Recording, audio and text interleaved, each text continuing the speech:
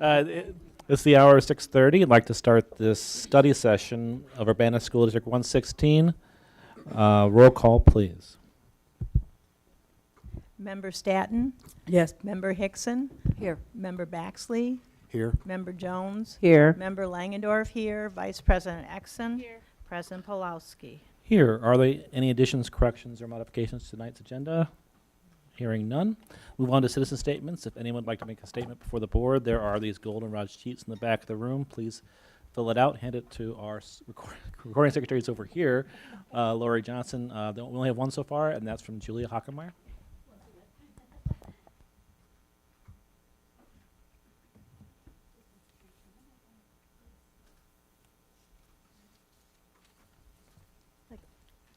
Okay. Hi, I'm Julia Hockenmeyer. I know I sound like a broken record, and I'm really sorry about that. But please try to reconsider the sixth grade center. I was really disturbed by some of the discussion in the last meeting about how the sixth grade center is going to prevent people from going to private schools. I think it's going to do the opposite. Because of the added transitions, and because it's not really actually addressing the academic problems that we have, right? So I was trying to pull up some numbers, and I ran out of time. So, but if you look at the Illinois report card, right, the number of children that exit elementary school, right, at the end of fifth grade, that are at grade level, right, especially black kids, especially low-income kids. Hispanic kids are doing a little bit better than black kids, but it's basically low single-digit percentages, right? Very, very, very, small numbers, right? We're failing these children, and I really wish we could spend the hundreds of thousands of dollars that it's going to cost to run the sixth grade center, right? Like the overhead that's involved just in basically splitting up the middle school into two schools, to actually put the support in, say, like the elementary schools, right? So that the students don't start middle school being way, way behind, right? I think that's, so, or if there's anything else that could be done, please, keep that in mind, especially as you're discussing equity tonight. Thanks. That's all I wanted to say. Thank you. Anybody else wish to make a statement for the board this evening? All right. Next up are our policy reviews, starting with Press Plus 114. Dr. Ibertain will lead that discussion. Okay, so you have one of my little review documents. I did go ahead just because I think when we talked about the legislative update, I couldn't remember if Jennifer was here or not, so I kept that in there, linked from our one of our last discussions around policy review. So that is linked there for, so you have all of the legislative reminders around the things curriculum related that start either July 1 or at the beginning of the school year. So that is there for your reference. Typically the press is, Member Hickson is coordinated into kind of a couple sections. One section is really just 5-year reviews. So every 5 years, our press subscription, they go through and they review all of our adopted policies, and anything that is just like a 5-year update where they might have changed a footnote or something minor, those are kind of listed here for you. So the things that we spend more time focusing on when we discuss the policies are anything that is updated with significant changes to language or procedures or protocols for us.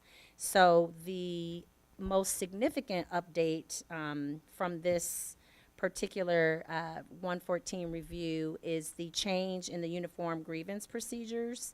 So you've heard us talk about Title IX sexual harassment procedures. So they're kind of changing that language to Title IX grievance procedures. So Angie's going to share just a short little update, because most of the policy changes will be coming in the next review, which we don't get into the fall. So Dr. Franklin. And I'm sure Tori could even share more than what I could share. But the board's legal counsel from Robinson Schwartz are working on a training. I attended training in April to discuss the upcoming changes, and it's really the Title IX title has changed to be more encompassing.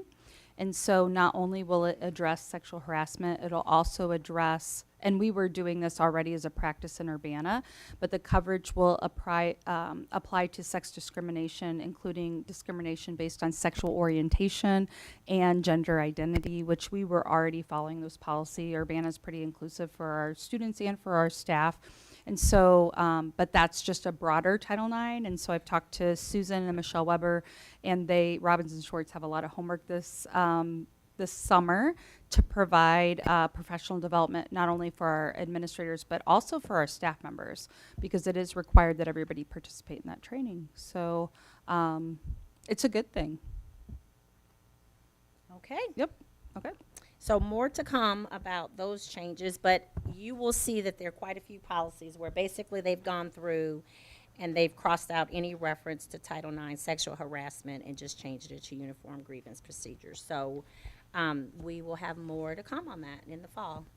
Another big policy change is 2270, which is new language regarding racism free schools. And so this policy is created in response to new legislation that specifically discusses discrimination, harassment on the basis of race, color, and national origin.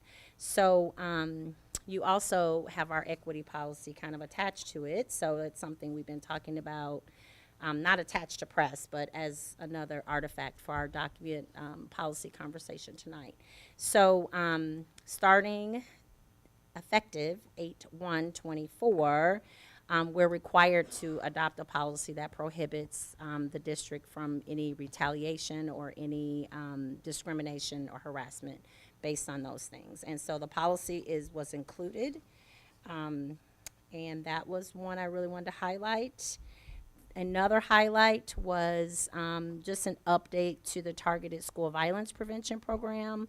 I realized today that this link was not working, but basically it was just an additional footnote and making sure that districts are utilizing the threat assessment language. We already have really specific policies and procedures for threat assessment, so they kind of linked what they're doing in Virginia here. I can send you the active link when I realized it wasn't actually working today. And then the other change was related to, Angie already talked to this in 5100 staff development program. We will be required to offer some additional training for our staff related to the universal grievance procedure. And the other change was to 7180. So also, we've talked a lot about prevention and response to bullying, intimidation, and harassment. And because the Title IX language is directly linked to bullying and reporting of bullying, there's also a lot of references and updates in the footnotes related to our bullying policy. So that was it. So this one was really specific to Title IX and then that racism-free school language. And then I shared with the board earlier because I did receive an email, so I'm going to switch to the equity policy now. Were there questions about 114, specific things? No, Yep. could I ask a question? Just, Yep. I was wondering, it's called Press 114 Review. So what is press? Oh, you want me to? Sure. So once upon a time, the school board would spend the beginning of every single meeting going over its policies and reviewing them and making sure they all aligned with state law. Almost every single meeting. Even before I got on the board. Right before I got on the board, 13 years ago, they started a subscription to this service called Press that basically does the heavy lifting for school boards. So it goes through all of our policies and makes sure that they're compliant with state regulations. And then periodically, we review the changes kind of in a bulk fashion So it makes our meetings a little more efficient to do it this way. So it's basically, I'll tell you what it stands for, in case you want to do some homework on it. Policy Reference Education Subscription Service.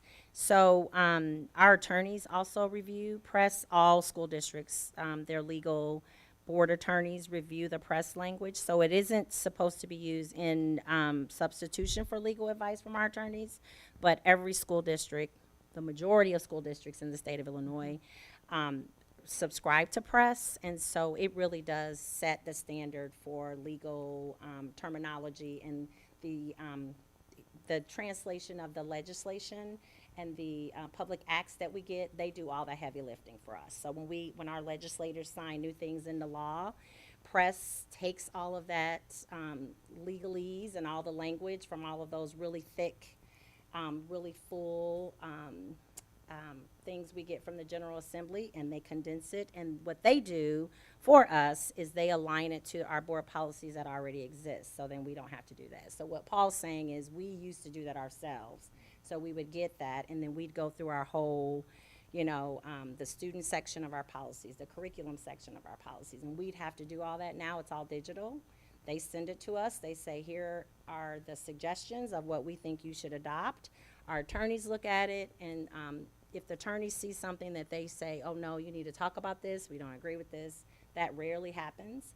Then, when it does happen, I usually bring it here and I say, well, our attorneys say, yes, press is recommending this, but they think we should do that. And again, that doesn't happen very often. And so then what Lori does is we say, yes, we're going to adopt the specific policies from press, and then she has to actually manually go into our digital system, tell press, yes, our board adopted these specific policies and when, and then they get uploaded to our digital system that we have on our website. So they do a lot of that for us. Thank you. Yes. I told you that I had some just stupid questions. Yeah, It's no, not that's not a stupid at stupid all. question. I'm glad you asked. I don't know if I've explained it to our other newer board members in that way before, so yeah, no problem. Sherry you had a specific one? Yeah, I compared these notes to the other documents Sure. that Lori sent. And there was one reference in all those listings that it also referred to discrimination based on religion. And yet I don't see it in any of the other Which parts. number is it? It's not on this document. I don't have the Oh, other document. I okay. had it It's in front the of me. full one. So, yes, I remember seeing it in one, and I just wondering why religion is not included in any of these, and what our policy is based on discrimination against religion. So I copied the ones that are in here directly from what they send us as kind of the overview. So I'll have to go in and see. Yeah, so why they don't have religion, I don't know. But here, I'll look at So the plan is to vote on this at the business meeting, so we June. can certainly get that question answered before Definitely. that happens. what were you saying, Tori? It's under vision on this document. Oh, you're on the Yeah, equity. Yeah, so, I mean. I thought you were on press, Sherry. I was going through this. Okay. Okay.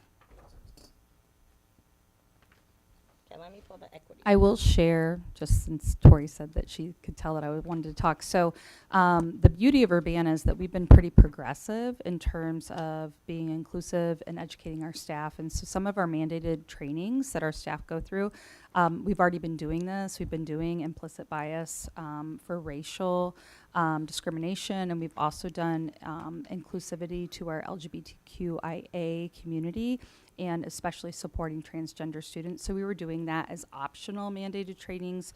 Like, when I say optional, they were mandated for our employees, but they were optional from the state, and we, as a district, chose to do those things. So now that they're required, it's not a shift for us because we were already doing them because of our Urbana values.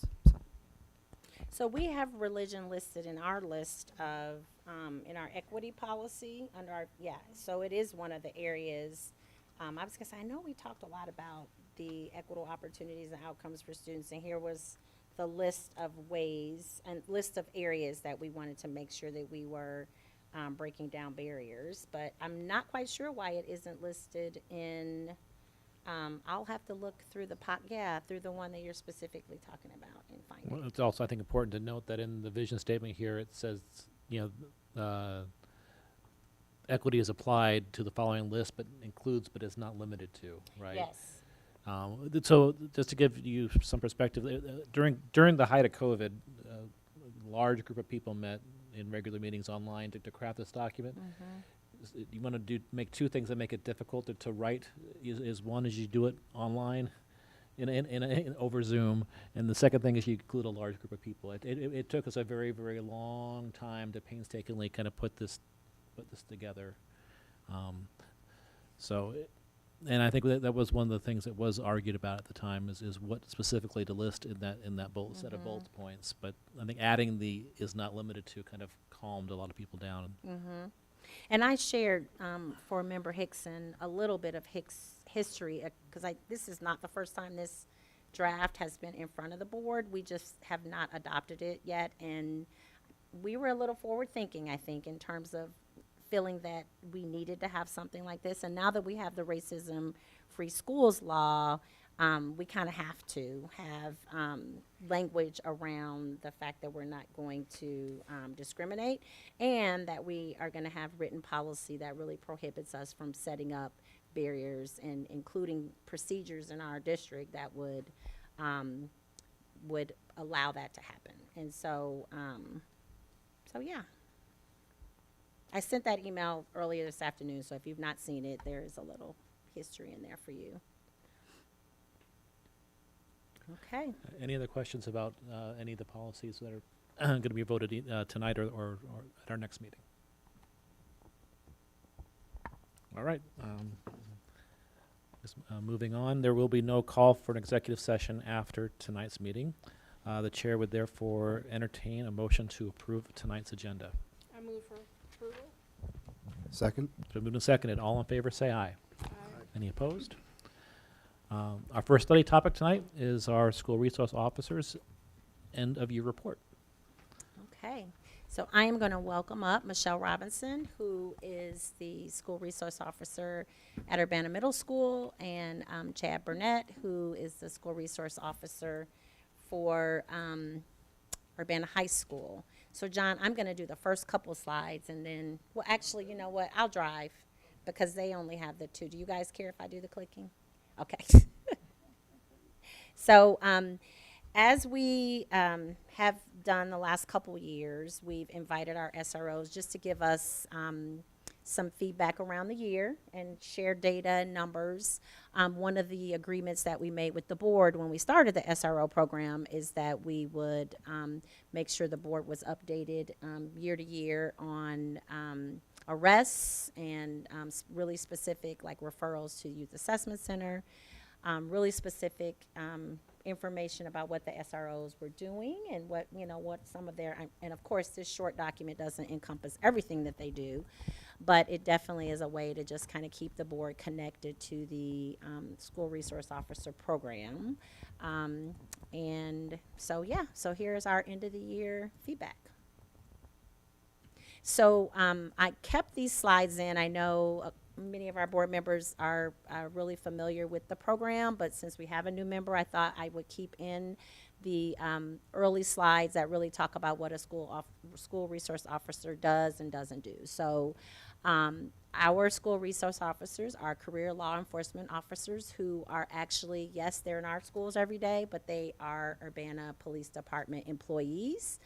And they follow that standard of continuing to be Urbana police officers, but they work in collaboration with administration and our staff in our schools.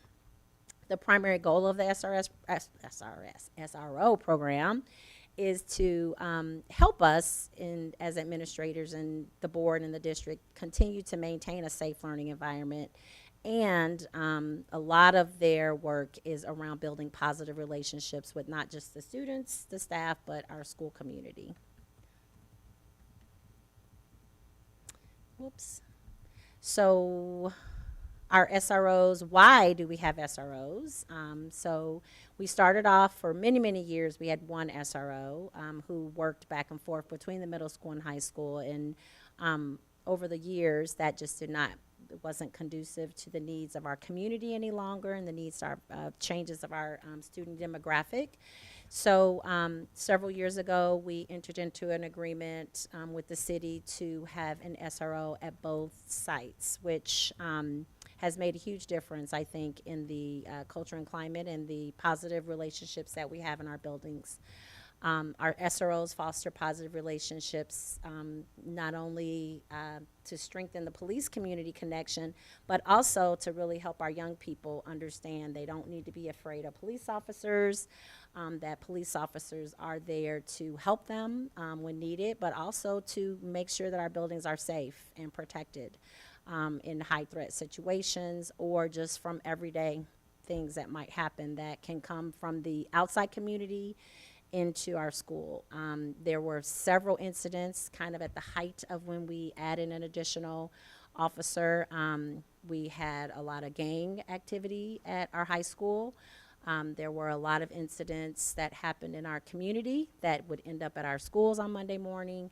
And so having the both of them in both of the spaces dedicated one to each school has really helped, I feel like, and you'll see that in the data that they're going to share today, especially at the high school. It really has kept out a lot of that community violence from entering into our buildings because the students know, like Officer Chad is there, and so it has really limited that. It really has decreased a lot of that.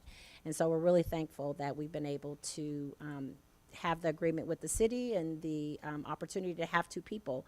I know there have been years when their staffing needs at Urbana Police were really significant, and when that happens, they have people who get injured and people who go on maternity leave, and they have officers that have to do some of their military requirements and things like that. So there are times where them giving us two people to be in our schools can really be hard on the department.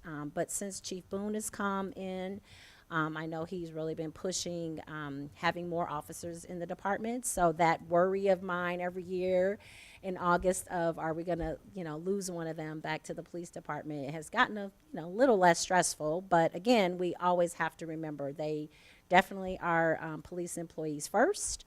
And but we're thankful that we have them. Our SROs are trained specifically to work with students and intervene only in specific high threat situations. So one of the things that previous boards have really talked a lot about is training. And our SROs, and summertime is a great time for them to get recertified, to attend. Chad was just telling me when I was back there a few minutes ago about a training that he was at today. So they really take their training seriously and their reevaluations and recertifications.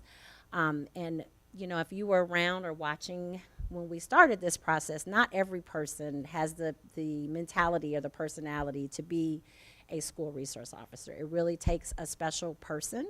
And nor would we want every police officer from the department engaging and working with our students every day. So I do think it takes a special personality. It takes a really different skill level. And it takes a real understanding of schools. And because they're involved in a lot of our trainings and a lot of their own training that they do on their own, they really do have that mentality and understanding around how students work and how student behavior works. So this next slide is really talking about the fact that we don't have SROs there to deal with student discipline issues. Yes, there are times when they have to engage in, unfortunately, if there's fights or really physical aggressive incidents, as we unfortunately get to see some of those things play out from the board level when we talk about some of those higher level student discipline issues, but that's not why they're primarily there. But they are there to maintain safety, and sometimes getting involved in student discipline issues is a necessary, something that just has to happen. But that is not their main role or goal for being there. The SROs collaborate really well with administration. We had a lot of conversations when we started the program about ensuring that we're not putting people in place to add to the prison pipeline. So that's something I think we take very seriously as an administrative team. Chad and Michelle are very thoughtful about every situation, and that is why it's really important to have people who've been trained, who go to trainings, who are in the schools, who know the students, who know their parents, who know the teachers, because when they say we need to arrest someone, it is because we have really done every single thing that we could to divert that situation from escalating. And so they are really great at communicating. Less this year with me because Chad is really working really well with Mr. Guzman back there, and they've been making a lot of those decisions at the building level. And then when I need to be pulled in, I'm pulled in. But otherwise, I've really been trusting them to work together and really establish that baseline for when we have to make those really difficult decisions to arrest and when we don't. And you guys stop me at any point. So this is just a list, and I'm not going to read all these to you, but maybe highlight a few. So these are some of the ongoing things that, this slide hasn't changed from year to year very much because these are the high-level things that they do all the time. So kind of making us aware of safety things that happen over the weekend. So we know that there was some activity this early summer, right? So unfortunately, we're hoping we have a quiet summer, but we've already had an incident or two where Urbana youth have been involved in shootings or things like that on the weekend. Well, that information all funnels through Chad and Michelle, so then they get that information and they let us know what we need to know. Like, we don't get to know everything, but we do get to know what we need to know so we can support a student or their family if there are things that happen after hours and on weekends. So I think that is a really huge piece of what they do, is we have that person who is our liaison between Urbana Police, who knows the families and students and know how we can help them the best. So that connection with the threat assessment teams is really important because their role, again, is to de-escalate and not escalate situations. So I think the fact that they participate in our district crisis committees and our school crisis teams is a huge plus. At the high school level, Chad gets to do some things that don't happen as much in middle school, so he gets to participate in the driver's ed and some of those classes that he gets invited to, come and talk to our students about court things or legal things. They are a great resource to students who we sometimes have to do those ride homes. Sometimes it's for safety reasons because we have had young people who were afraid to go home because of things maybe happening in their neighborhood. And so the fact that they can put a kid in a car and drive a kid home to keep them safe is huge for us. They also are the front line of defense for confiscating vaping devices and some of those, drug-free school kinds of things that we definitely want to always enforce. And we have had incidents where we don't need to call the police because we have a police officer in our building when we have had little traffic incidents in the parking lot or other things that have happened very close to the schools that they can do and kind of avoid an Urbana police person coming out and they kind of address it. Anything else on here that you guys want to highlight more? The ongoing duty ones? Nope. Okay. And now I'm going to shift and let Officer Chad talk about his year at UHS. Good evening. My name is Chad Burnett. For those that don't know me, I've been here with the Urbana Police Department for 15 years, but with the school going on 3.5 now. This was the end of my third full year. COVID year was kind of a wash year, I would call it. It was a waste, in my opinion. But I've been doing this for 3 years. This by far was our most successful year, I would say, at the high school. I want to start off by thanking our administration, Mr. Guzman and his team, and our student interventionists. I think they worked extremely hard this year to be proactive and wrap themselves around some stuff that was going on prior to it escalating to making it a big problem in the schools. We did that to the best of our ability, and I think with their help and their extremely hard work, we had a pretty successful school year. So we did have our incidents, which you're going to see. We had some problems at times, which you're going to have that every year. But our numbers compared to last year are way down. So I'm extremely pleased about that. It just makes everybody's day smoother. The student body, the staff, myself, everybody's day is a lot easier that way. I mean, less worry, I guess is one way to put it. If you look at these numbers here, there were 8 police reports generated. Those police reports involved 25 students. You may look at the number of 25 and the 8 and think that's a big disparity, but sometimes you have a fight that involves 8 students, so those 8 names might go into a police report. They may not be listed as offenders, but it might just be an informational report, so things don't escalate, and so our department knows maybe things to look for in a community that they can stop or reach out to before it gets any worse. Didn't have any youth assessment center referrals this year. We didn't have any school-related arrests this year. There's times I could have possibly done youth assessment center referrals, but because some of the students didn't qualify, I wasn't able to do that. There was times where parents didn't want to press charges, so arrests weren't made. And to qualify for the youth assessment center, you have to, you can't be on probation already. You can't already be gone through the system. You have to be willing to cooperate and participate, and a lot of times families don't. They don't want to participate. But those are and you can't have already failed a certain number of chances with them. So if you've done those things, you don't qualify, I can't refer you any longer. So then it would be either an arrest or just, maybe not an arrest, but just sending that report to the state's attorney's office for their review, and then they can make the call whether they want that student charged or not charged. There were 14 emergency medical responses requiring ambulances. Some of those involved mental health situations. Some of those involved students with medical situations such as seizures. Others just minor injuries for PE and things like that. But there was 14 of those. We had 34 incidents titled drug paraphernalia, which could be vaping or under the influence of maybe cannabis or alcohol.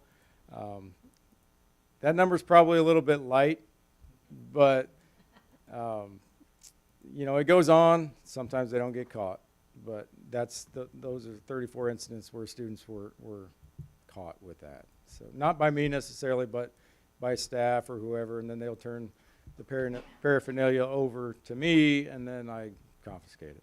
But we did have 64 fighting incidents. Let me put it that way. When I say fighting, it doesn't always mean physical. Some of that is just a verbal escalation that, could easily become a physical fight, but it gets stopped beforehand. So if I look at that number in my mind, I'm thinking that's very high for this year. I didn't feel like we had that many incidents. Maybe that's because the physical incidents, I think we probably maybe had 20 physical incidents where they were actually physically fighting. 3 or 4 of those were larger fights, which involved numerous people, but the majority of them are your blow-ups that happen in the hallway. Someone looks at me wrong and someone doesn't like it, and there we go. And then we had what's listed through our system as incidents of gross misconduct. We had 152. Gross misconduct is something that's vague, but it usually results from someone being removed from class or someone then deciding they're going to swear at somebody else or cuss out staff members, or refuse and ignore some instruction and then cuss somebody out.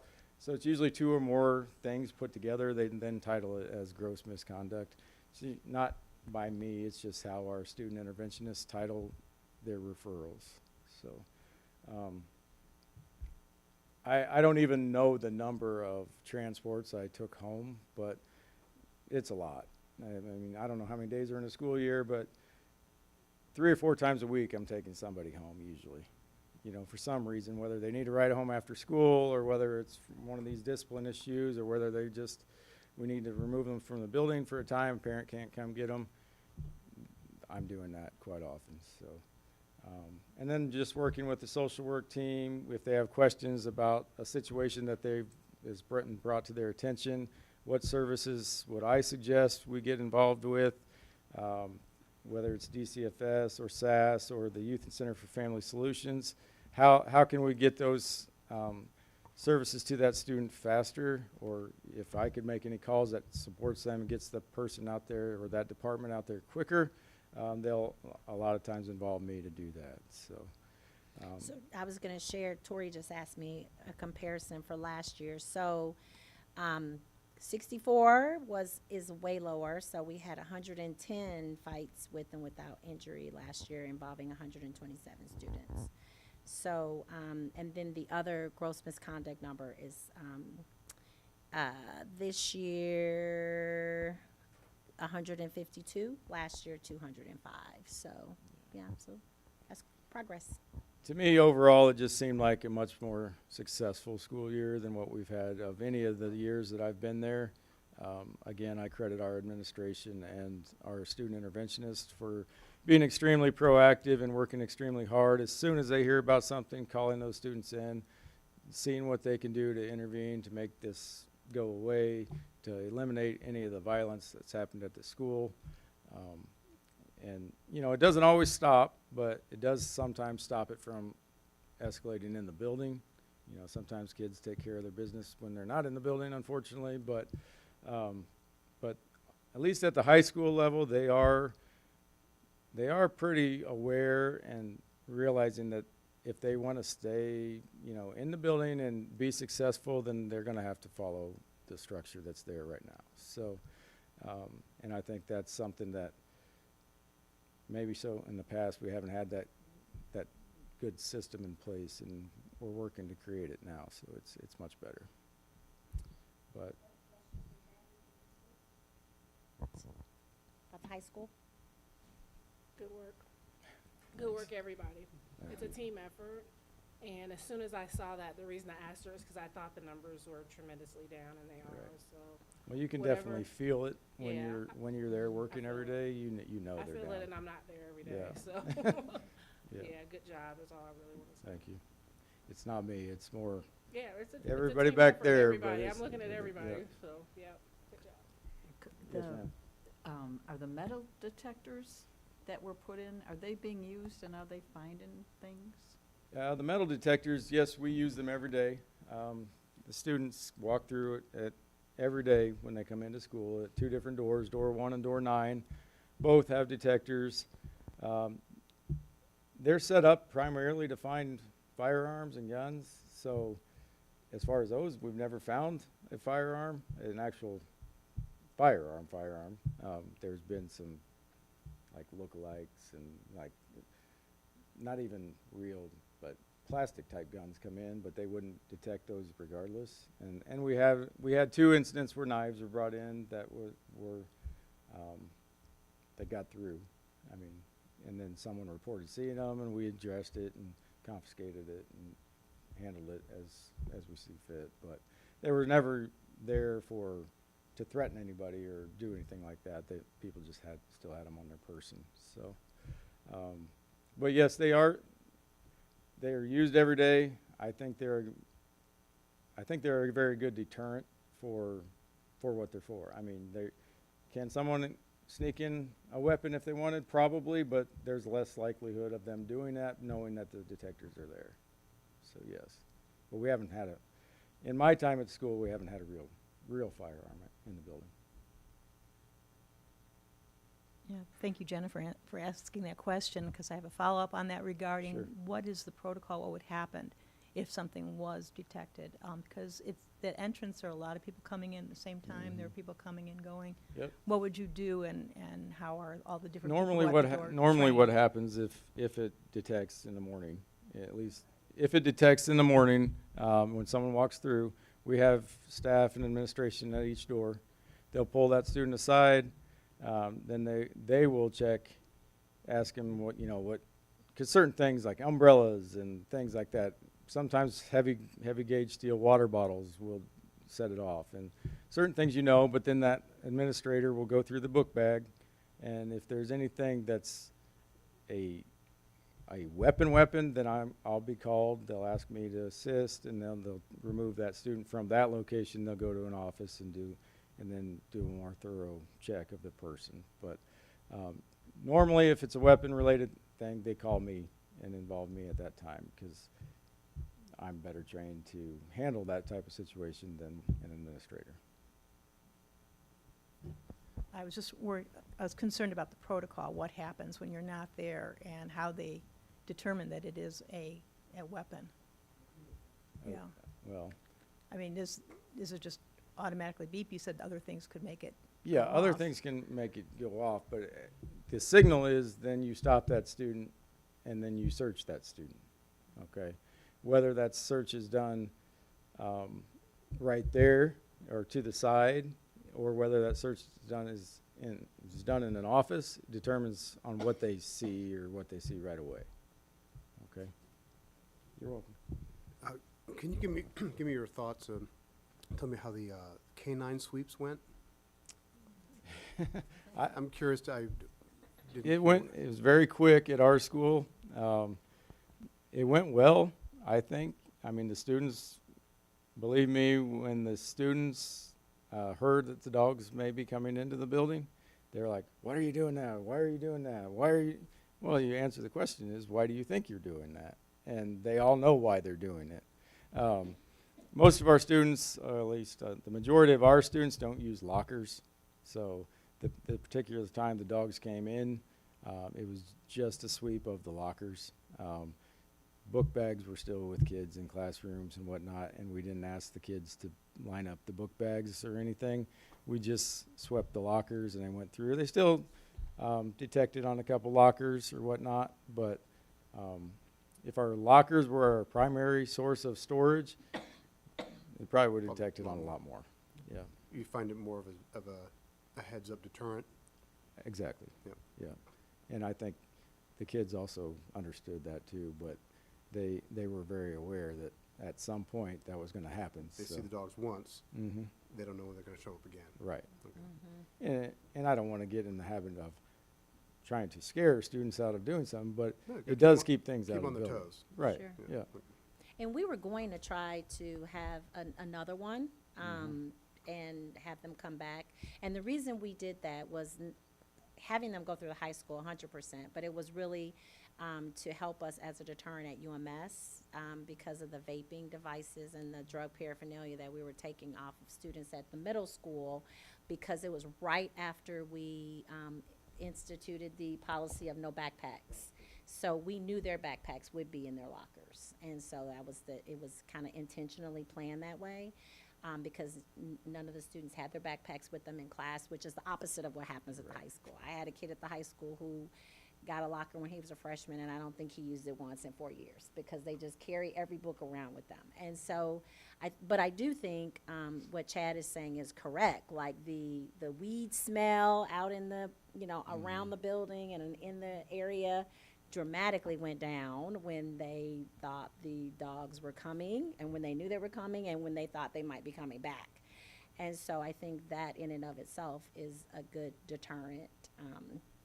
And It definitely is something we're going to continue to do. As far as 'cause- that's concerned, I yes. think that is a lot less this year Yes. as well. The Yep. weed smell throughout the building, we had a bad problem with it last year, Last I year was thought. bad. This year it's been much less. Maybe we also have vape detectors in our restrooms, which that's a deterrent as well.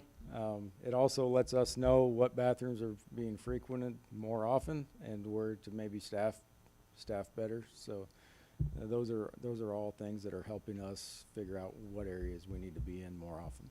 Thank you. And to Chad's point around how quickly we were able to, in one class period, so I can't remember, was it 7th hour? I don't know, but Yeah, it's- in one class period, we took the dogs through both buildings because the goal was to not give students an opportunity to pass things off to each other or to get on their phones and text one another. So once they were in a class, they weren't allowed to leave. And so we started at one building and went right to the next building. And so it all happened in one class period. And in order to do that, we had multiple agencies and departments who came. And so it wasn't just an Urbana police sweep. We had, how many dogs did we have? Like 10 dogs that day or something? I think there were 8 total. 8? Yeah, from Yeah, different and- agencies. They Oh, all yeah. train together regardless on certain days, so they just use that as a training day for their departments. Yeah. So.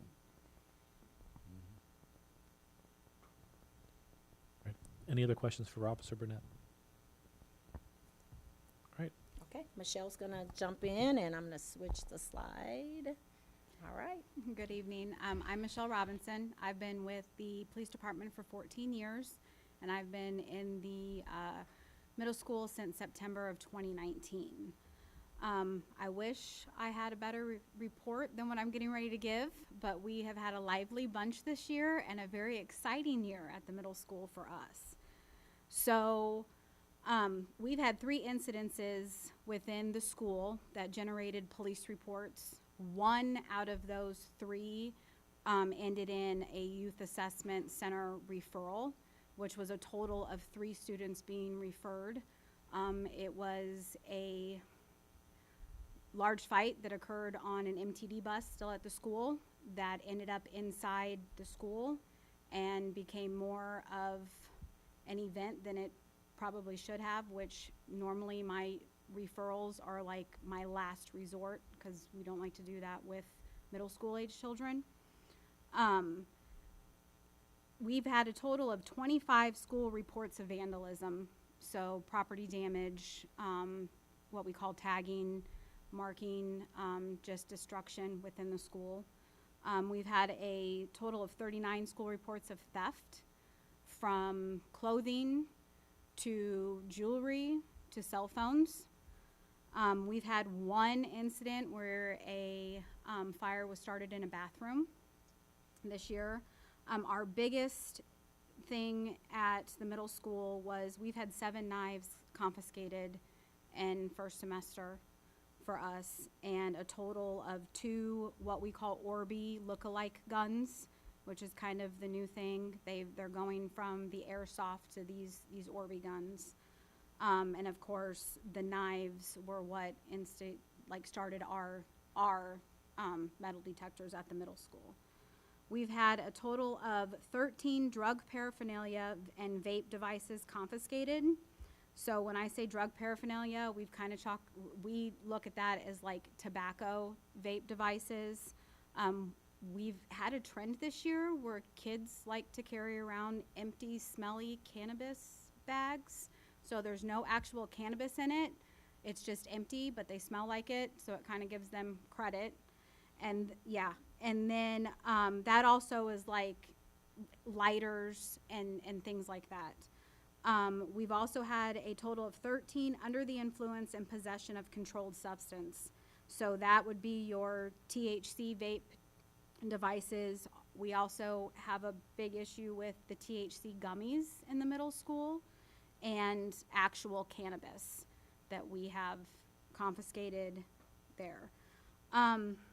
Our fights are with injury and without injury. It is a large number. One thing I can say before I get ready to say this number, it is a big change from the years in past. Most of our fights are one-on-one now compared to what you would consider mob action, which is a big improvement for us. But our total number was 305. So that is, where we're at. Multiple transports home, some of them for safety plans, some of them to be an Uber driver. Other ones were just because for safety reasons, getting the kid out of the school because a parent can't come get them, we take them home. Which one thing I can say for that, when a parent agrees for me to give a child a ride home, I have developed a relationship and a trust with that parent, and that is a big, big improvement from the years in past. I mean, there's a lot of parents who are like, oh, heck no. But when a parent's like, doesn't have an issue with it, that means they're starting to gain the trust of both Chad and I within the school, and that's a big improvement. So I am on the district threat assessment team as well as the school threat assessment team. So I spend a lot of my majority dealing with our social work and our support services teams, helping with our mental health evaluations, working with SAS, DCFS, and also Youth and Center for Family Solutions. And a lot of the Center for the Youth and Center for Family Solutions is helping kids. I have a majority of what we call runaways in our school, where children are not going home at a young age. And so the Youth and Center for Family Solutions is an outside resource that helps to mediate between the parent and the student to get them back home. So I can say this much. The environment was very different this year. Even with the numbers that we have, it was a much calmer environment. We had some hiccups along the way and some major events, but just the atmosphere in general is a lot calmer. And the staff has gotten very quickly to get things under control compared to years in past. Meaning that with my kids at their age, if we have something break out in the cafeteria, a fight, very quickly can we get them back in a safe, controlled situation than being just chaos the rest of the day. So it has come a long way, but it's been an exciting year. My board members, any questions for Officer Robinson? When you say it's an exciting year, I'm just thinking about how excited I'll be there. I mean, doing 305 fights one-on-one must keep you busy. My question is, you know that we are projecting a sixth grade center, and I wonder how it's going to be those services if, next year, how that's going to be those services. With an SRO? Uh-huh. Well, if Chad and I had our way, to put to the board, if you're going to have a sixth grade center, what I recommend is another SRO within the district. That SRO can work with the elementary school. So Chad and I get a lot of calls to go assist with the elementary school level. Sometimes I can make it away, be able to leave the middle school to go help. But unfortunately, if anything happens at the grade school level, patrol is responding to those things. That can be very scary to an elementary school student, somebody that young. Once we have the sixth grade center, I feel that yes, we are going to need somebody in there, but it's going not in a role that Chad and I do, but more of in an educational role. So we used to have Risk Watch that went through the different schools, which was something that I did actually before COVID. I was in all the schools. I know most of the kids because of it. I think it's going to be more of an educational. One of the trainings that we go to is there is a lot more education coming out that we can actually put out there to staff and to students. And I feel like that needs to be that SRO's role, because whether anybody knows it or not, but there are a lot more incidences that are happening in the elementary level that are coming into the middle school level that weren't addressed when it should have been addressed, and it becomes a continuation. Thank you. And I'm going to add that initially we thought the department wouldn't be able to spare an additional officer to have a third officer when we originally started talking about the sixth grade center. And then at one of our more recent district crisis meetings, we talked to Officer Bain about that. And I think that our current chief, one of his goals is community engagement. And it's something he talks about a lot. And so they have said to me that it isn't off the table, and that when that happens, they're willing to kind of, a lot of things, nothing is free. And everything kind of costs, right? So to pull a third officer from the department to have them working with the schools is something that they are willing to talk about. But we'd have to be willing to agree to that. And Michelle's right. The number of principals that reach out to either myself or Kim just this year, the increase in the elementary requests to have one of them come to the school, and it isn't always for students, sometimes it's for adults. We have adults that show up intoxicated or under the influence and come to the school, and it isn't always easy to de-escalate those situations, and no one wants to arrest a kid's parent in front of a kid, right? And so I think wherever we can de-escalate and have people who are typically working with children go into those situations, not that our patrol folks can't handle it, but again, it just starts that relationship at an earlier age, that police are here to help, not arrest your mom or dad. And so yeah, there have been other weapon-related things, drug-related. Kids have brought drug paraphernalia to school, and so we have reached out to them more this year than ever before to ask them if they can go deal with something at the elementary level.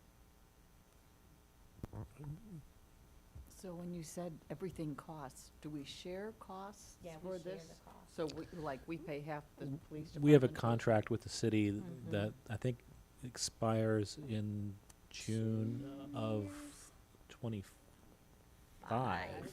We have Yeah. one more year left on our current contract with the city, which would mean that about a year from now, we'd be talking about, negotiating an extension and what that would look like, which kind of would be a natural point with Mhm.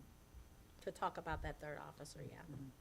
But so what is the I ratio now? don't have it in front of me, but we pay more than the city does. It was like a 60-40 Okay. breakdown. That's It all I isn't wanted. 50-50. well, it was complicated by the fact that we bought new patrol vehicles at that Yeah. point in time too, so that the amortization of those vehicles, it's just beyond the salaries and benefits. It was, So I think it's a 7-year plan for the vehicles too, so they have their own personal vehicles, yeah.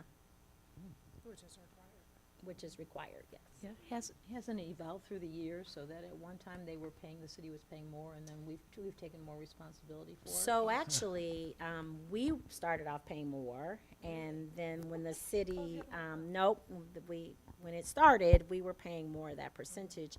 However, the city has worked with us the last 2 years since they've received ARPA funds. And they have picked up a little bit more of the costs since they've had a little more funding, and it was allowable, I guess, within some of the grant funds that they had. Last year, they were very short-staffed in the police department, and we had to give Chad and Michelle up for the summer. And they were unfortunately back on patrol for a couple months, and they gave us, money back and then, we didn't pay for a certain amount of time and a quarter. And so, yeah, we have a great relationship with the city, and we work really well with them, and, it's just a great arrangement. Not every city has the benefit of having such a positive or collaborative relationship with the police department, but we're really thankful that we do, so. Are the metal detectors at the middle school just used in the mornings when children are arriving, or are they used as people come in and out? I went through them twice, and it beeped, and nobody stopped me, and other people were going. And when it did, I thought, oh, I have my little pocket knife with me. So, yes, they are used in the morning, and our routine over there is completely different from the high school. So every student's backpack or bag is searched as they're coming in the morning, and then they walk through. At that point, once we are done with the morning arrival, adults, our metal detectors are more sensitive than the high schools because we are trying to get those, well, I'm gonna say, those little pocket knives. That being said, when an adult comes through, especially staff or a parent, your keys are gonna set it off, your cell phone's gonna set it off, and we don't have the staff to stand there like a TSA person and monitor that. Since I was injured in the last couple of months, and have been on light duty at the kiosk. And one of the things that it gets is that if it beeps, one of the things we recommend is you make sure they go directly into the office. It's not there for adults, I guess is what I'm trying to get at. It's not there for the person that comes in and is going to the office. It's a different, and most adults don't go past that unless they're staff members, or they've checked in with the office with office staff. It is mainly to deter the, our high amount of weapons for us that were coming in. So that being said, that's how our guns, our Orbeez lookalikes were located, was because we're searching backpacks, and next thing you know, we open it up and here is this Orbeez lookalike in the backpack. And so that's one of the things where it didn't get past the front door, which if we didn't have that process, it would have gotten into the school.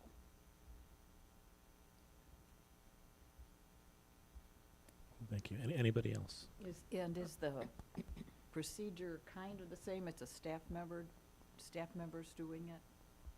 The same as at the high school? So yes, so every morning it is our SRSs and admin. They're at the, so I don't, What's SRS? what's the acronym for the SRS? Oh, student relations supervisors, so kind of like the hall monitors, Okay. but they Yes. do more than just monitor the halls, and so that, yeah, so student relations supervisors. And then we have administration that is there, and then I'm always there in the morning for particular door one. Now, we have other entrances. Only door one has the metal detectors. One of the things that we did do was 8th graders are, like, we have certain grade levels come in certain doors. 8th grade is required to come through the metal detectors, and we did that in preparation for them getting used to going to the high school. So we're trying to get some things uniform between middle school and high school to give our students a better chance of success in the high school, so it's not a big culture shock when they move over. And we did do some randoms, not a lot, after we started. John would organize that and pull a few people. So I don't know, I can't remember the number of times, but we randomly would have metal detectors placed at the 6th grade door or the 7th grade door. And students, of course, or staff didn't know when that was going to happen, because what we were afraid of is if the 8th graders are coming through door one every day and I want to get a knife into the school, then what do? I just give it to a 6th grader or 7th grader. And so we started doing some random checks so that students knew, like, you might show up at your door and we're searching bags for your grade level that day. And so I think that was also a really good deterrent. So. Yeah, we did a couple of those. And just to kind of highlight, since we've asked several questions about it, the ones at the middle school, the process and how they work is a little bit different. Both of them you can set higher or lower. So if we wanted to set the high school ones all the way down to catch your little pocket knife, Jennifer, we could. But right now the bigger issue there was students bringing guns in. So we have them kind of set for that, and they're specially designed so that they don't pick up cell phones and they don't pick up your ear pods and everything else. So everything pretty much except your Chromebook, you can just walk through with, and it's a lot faster process. At the middle school, since we were having more problems with knives, we got some different detectors that are more of the TSA style that are better at detecting knives. We can also set those kind of higher and lower, but we kind of specifically set them so they'd find those medium, small knives, and not be finding like earrings and belt buckles. But it is a lot more labor-intensive process, and it requires a lot more staff. I'm really glad Officer Robinson's been there, because she's been kind of integral to the process of kind of overseeing the morning entry there. Those are great questions. Anybody else? I do have a question about the drug paraphernalia and the vapes.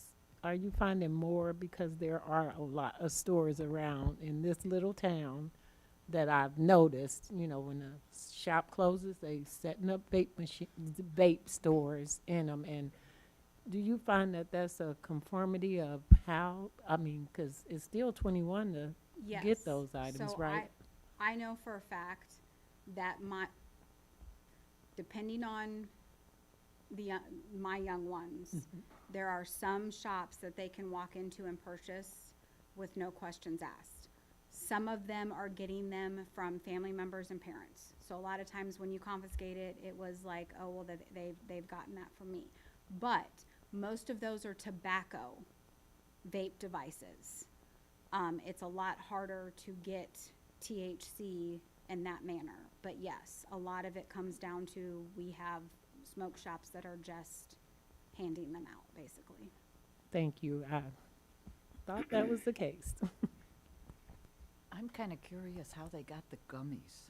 I mean, I could see how you could get some pot, but how do they get to the, because you'd It's the have to go same- to the store, right? Yes, so this is the issue.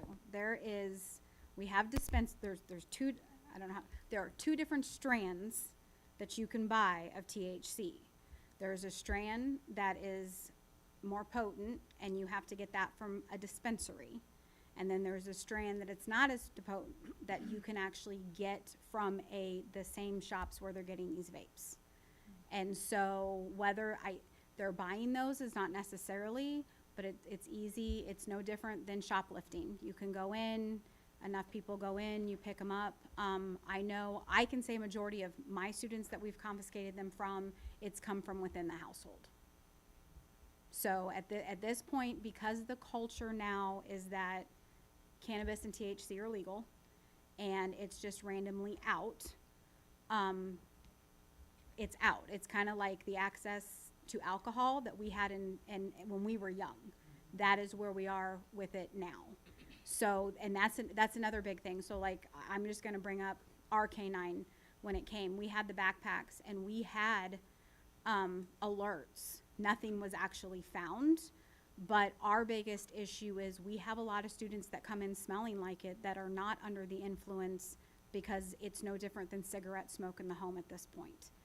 And that is where it's coming into play.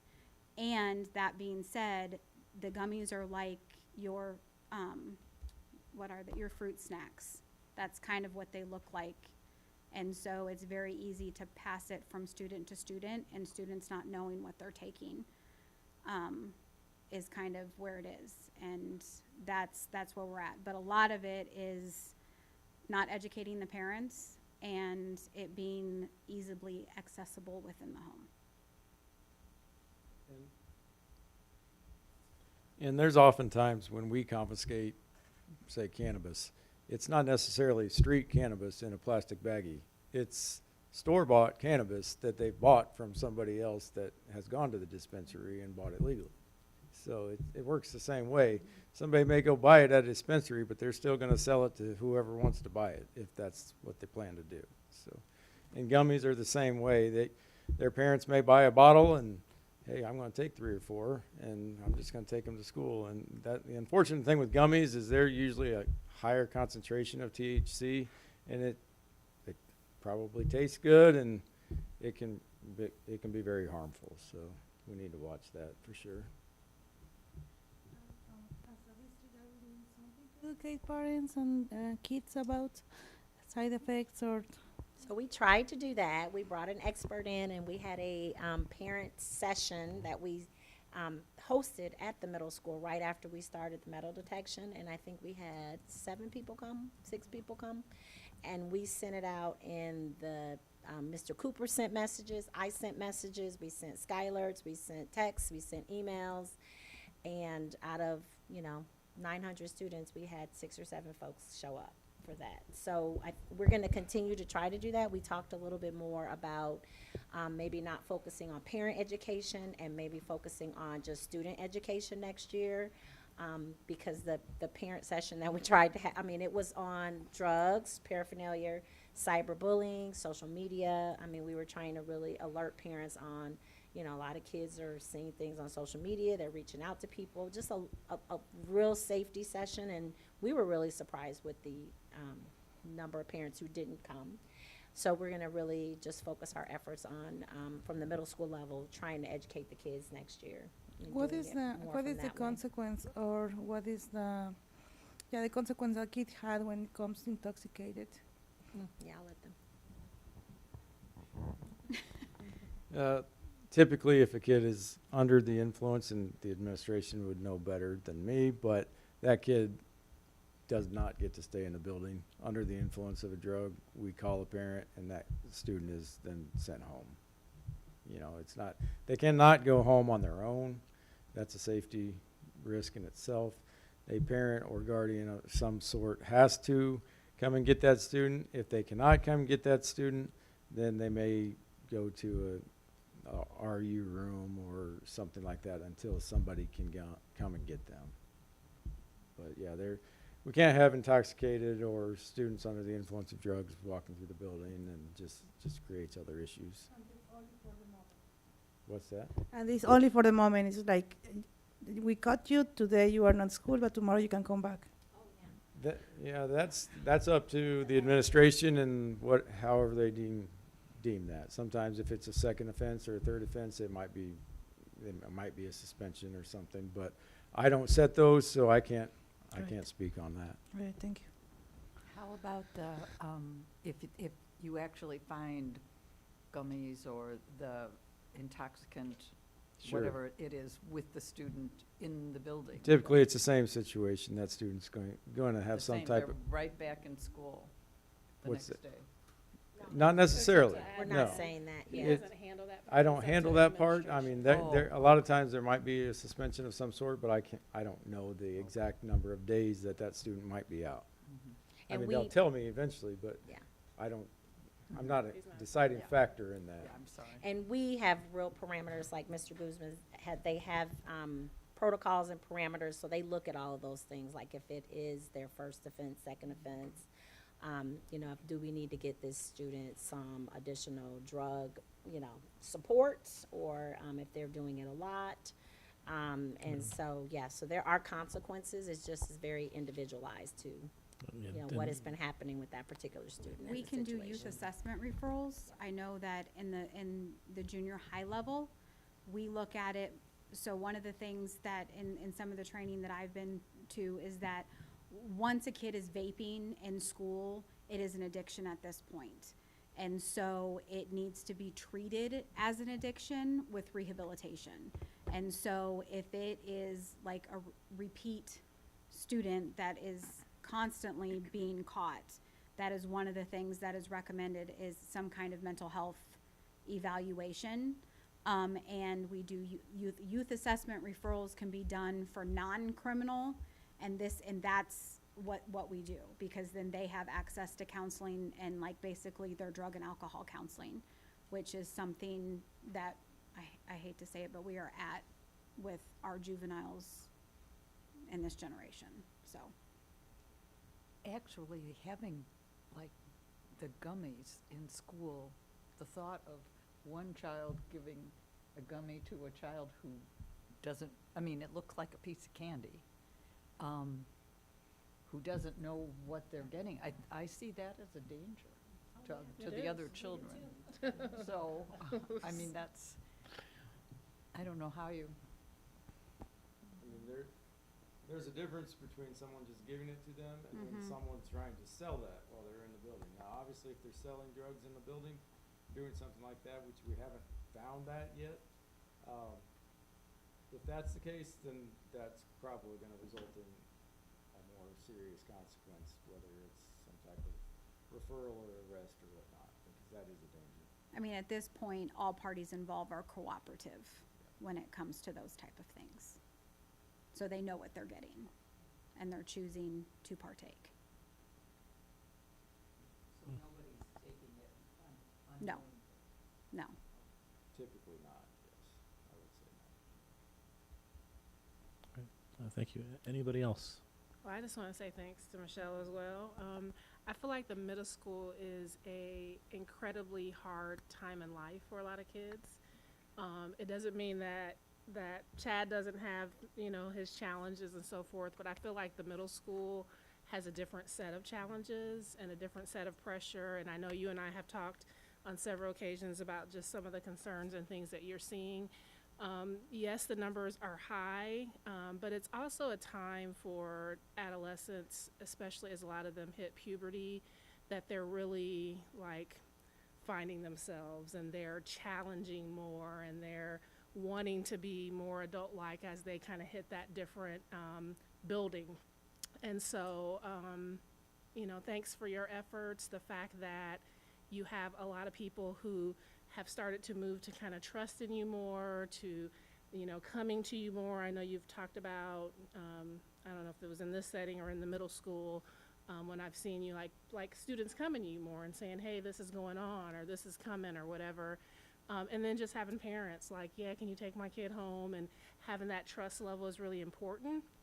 I think that you set the stage for what they're going to also have at the high school. So they start to get used to you at some point usually. And then by the time they hit the high school, they're ready for TAD, I think. So very tough job for you. I think it is a little bit more difficult because of that age range and just the way kids are at that age. So while the numbers may not be the greatest, we hear, at least I know, the effort behind the work that you're doing. So keep pushing, keep pushing, and I'll stay prayed up on my end, because that's what our kids need in this day and age. Really is just a lot of prayer and support, and the parents too. So thanks.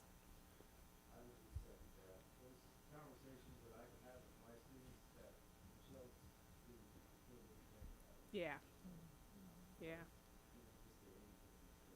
The maturity, yeah.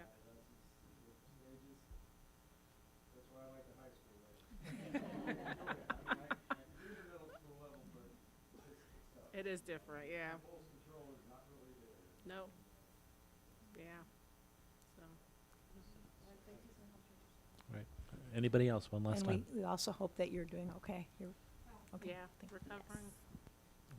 Thank you guys Thank so you, much. thank you for tonight and for the whole year. Our next study topic is the district school improvement update. John's going to lead that. So John is actually going to transition out to the table because Christina Lewandowski, our director of educational assessment, is going to join John at the table. I'll give you the clicker. And so we have this broken out, Paul, by 8.2 and 8.3. So the first part of the presentation, John and Christina are going to share the district school goals and some of that benchmark data. And then if it's okay with you, we have our administrators back there, then we'll just transition right into 8.3 because it's all in one presentation. Is that okay? Unless there's an objection from the board, I think that makes a lot of sense. Okay, so they'll start off with the district slides, and then when they're done, they'll switch over in our principals, and we'll go right in order with the way they are in the presentation. Yep. So it's Gerber, and then Urbana Middle School, and then Mr. Guzman from the high school will close us out. And there is a little break in the presentation, so it's 2 presentations. Yep. So we get to present the district report on the school improvement goals for this past year. So these are the 5 things that we're going to be looking at for the district goals. So we've got our systems, student voice, teaching and learning, family and community as agency, and then professional learning. And those are the strands from the equity action plan, is how those are kind of couched. Yep, okay. All right, so I got this one. Good evening, everyone. So we're going to talk about systems first. And the district SMART goal for systems, we have a portal that we use called Panorama, and it has 4 domains of data. We have the academics, attendance, behavior, and SEL. And so the goal is each school will exhibit fair or above as measured by the 4 key areas of Panorama student success. Panorama identifies fair as detailed with the percentages specified below. So we were able to reach our goal in the area of academics. As you can see, the goal was in the range between 20 and 45%, and the results were 44%. In the area of attendance, the range was 75 to 89%, and the results were 55%. And so we did not reach that particular domain of data there. And in behavior, 85 to 89%, we did reach that goal for, the results were 88%, and we did reach the goal for SEL of 73%. And so we met the goals, and we definitely understand as a district that we need to hit attendance hard.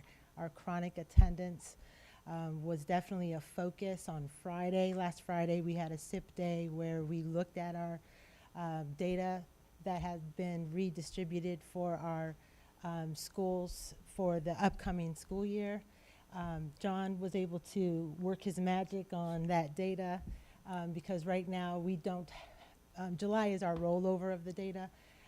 So all of the teams that got together on Friday, it was a really fantastic, concentrated team effort to see that our teachers, our administrators, everyone understood that we really need to do something about our chronic absenteeism. Yep. And I will add the chronic absenteeism is a large part of our a large portion of our summative designations for the schools. And also, we're really focusing on putting the fine point of the knife on attendance because it also so dramatically affects student achievement because if you're not in school, it's really hard to learn. Can I ask a quick question? I'm wondering, what does 44% mean? Okay, so what Panorama does, Panorama has these 4 different areas, and I'm going to pass around this one chart. I apologize that I ran out of time to make copies, so that's why you're all going to get this chart, and it's going to help explain. Do you, maybe afterwards? Maybe afterwards. And so it's very important to understand that the academics has its own range of data, percentages, excuse me. And so when you take a look at this, each one has to be looked at within its own entity, if that makes sense. You can't compare them. And this is all based on research. So hopefully it'll make sense when this is passed around. And so when the teachers, when the administrators log on to Panorama, the first thing they see is the color key, and there's like a question mark, and then they can hover over it, and then it explains to them, and actually it pops up this chart that's being passed around. And so it explains what fair is. So the 20 to 45%, that is what it means for academics to be fair. And so what it's saying is these are students, this is what it means when your students are on track. And for attendance, fair is 75 to 89%. And it's color coded. That's what we love about Panorama is that it's data visualization. It's very easy to understand right away. If you see that it's red, in which in this case attendance was red, it's like, oh boy, what's going on with attendance? In this case, academics was yellow. So if you see the results and it's 44% and it's in this range, then it is in the category of fair. So what data, I guess what Paul's asking is what data is it pulling? Is it pulling IAR? Is it pulling MAP? Is it pulling grades? Yeah. It's pulling all that, yes. And for attendance, I it's pulling. apologize. It's pulling. That's what you're about with that. It's pulling straight from Skyward. Panorama has its own kind of internal metrics. But we also have for school report card, they have chronic absenteeism is if you are over 10% of the number of days of the school year, then you're chronically absent. And so then they have the ratio of those number of kids. And then I think for the other school improvement plans, you'll see days absent as a total. Yeah. So we're all kind of using different things, but they're all measuring the same. I'm all for Yeah. metrics. I just 44% without like units, without an understanding of okay, this means that. Does this mean 44% of our students are passing or at grade level? I don't think so because it's obviously lower than that. And So this is for the whole district or just for primaries or? This is 1st through 12th grade. And so if you look at that chart, the very first line, it's what I had stated already, which is it is telling you who is on track in the district. These are specific ranges per the domain data, four pieces of data that it is coming from research, that it is stating that if you are within this range in which the goals were within the fair range, if it's within that range, then your students are considered fair, on track, within academics or attendance behavior or SEL. And I think, are these for This Panorama? is different. Okay, are those the quartiles, though, for No, no, no. 80% of days? Okay, This is different. This is different. okay. Yeah. Does that make a little more sense when you? I'm saw that? sorry. Does it Chart? mean 20 to 45% of our students are doing okay? Is that what it means? Are you- These were the kind of questions, remember I said, because I said, I don't understand what I'm reading. Okay, so you're talking about the goal, the range of 20 to 45%, correct? Well, or 44%. What, Okay, what you is- want to know what the 44% means. The 44% means that we have 44% of our students that are, let's see, I wrote some notes down. Yeah, that are on track. So do we have some more work to do? Absolutely. And what we can say is that it is falling within the category of fair. Panorama gives us excellent, good, fair, or poor. And when you open up the portal, it is showing a color of yellow for academics. Now, fair is defined as, it's okay. We have some more work to do, but don't be confused with 44%. It's, Well, I feel I mean, like, does can this, I- does this so mean? real quick, so for academics, the on track, so the 44% on track is they have all A's, B's, or C's proficient in 60% of standards, or above. There's a above Okay, on track. that's a big, Okay. that's a And big then, help. That's a huge Okay. help. And then attendance is greater than 90%, so that's the same as the chronic absenteeism. Behavior is incidents on less than 1 to 2% of school days. And then SEL is reported strengths in at least half of the topics. Okay, that's Could- the Okay. Dakota key Sorry, needed. Yes. I think that's what you were looking for. Yes, thank Is you, that John. accurate? I can pass around this chart as well for you all. That- Well, we can email that to you Yeah. guys. Yeah, just Yeah. email is fine. I just didn't Okay. understand I didn't have the Dakota ring, and that's exactly what I needed. Thank you. Yeah, sorry. Actually, I would like it if you'd email it to me. Okay, I'd like the rubric. Thank you. All right, where are we at? So student voice. Okay, so since 2021, we've been giving surveys, and the goal at the secondary, we wanted to increase the response, the number of the participants, the number of students taking the surveys. So we have some good news here. The results here, by the end of the school year, we had 75.6% of middle school students that completed the student benchmark surveys, and we had 57.5% of high school students. The elementary participation rate was 80.7%. So the summary here, the middle school and high school, they were very intentional in their strategy, trying to ensure that all the students took the survey. Their efforts definitely were recognized.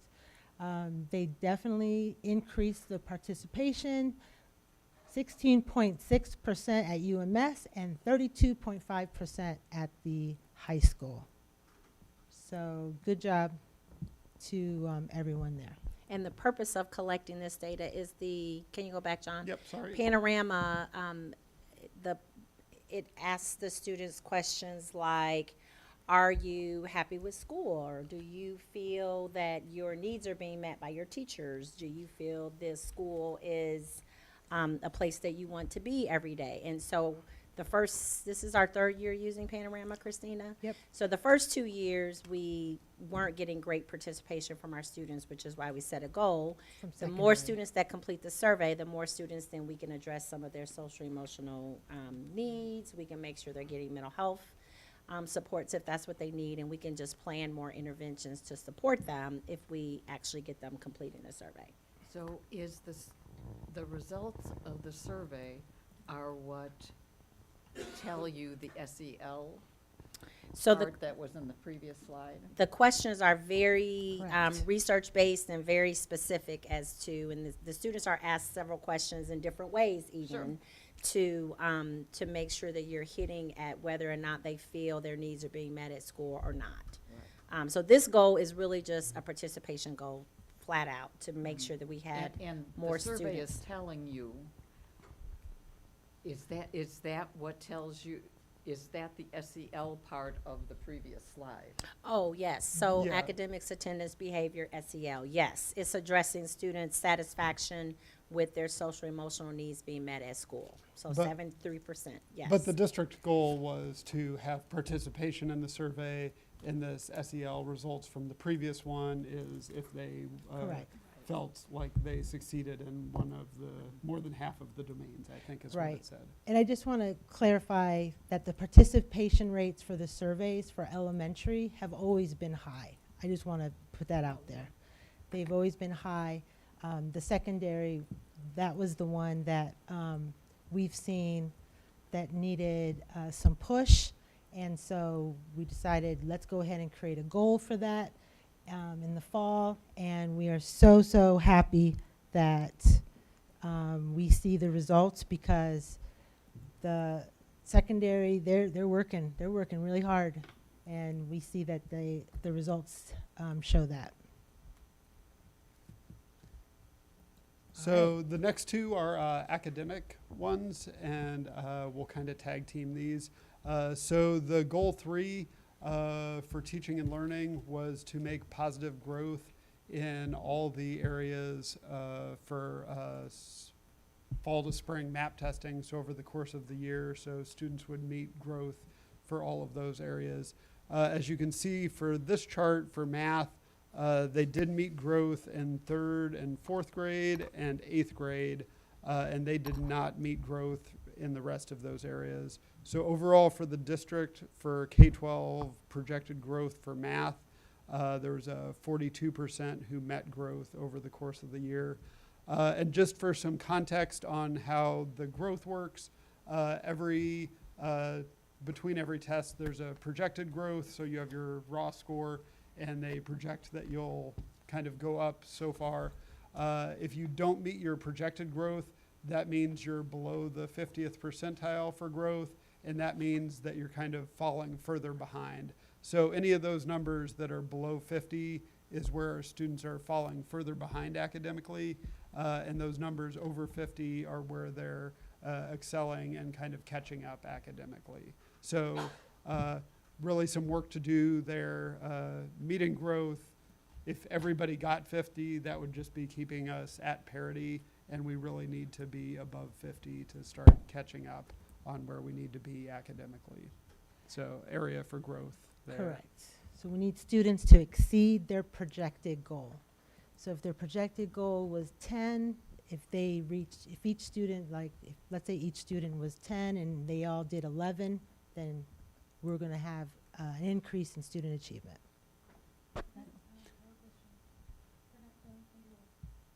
So according with this, 12th grade only have 29% of student growth that meet the expectations?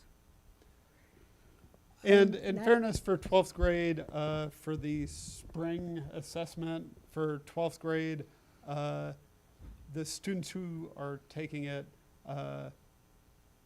it happened like 2 weeks before graduation. So the participation rates and the engagement for the 12th grade spring assessment are not particularly high. Is that fair, Jesse?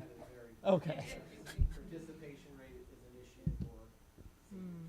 Yeah, so that's, not to explain it away, but that's a Right. little bit of the problem with the 12th grade spring assessment. It's hard to focus on standardized testing when you've got a graduation cap in your left hand. Okay. So similarly for reading, these are the growth results for K-12 and English on the left side of the screen. On the right side of the screen is 1st through 8 for Spanish. And similar to the previous slide, below the median growth for almost all of the grade levels there, with an overall for 40% in English reading and slightly lower at 36% in Spanish reading.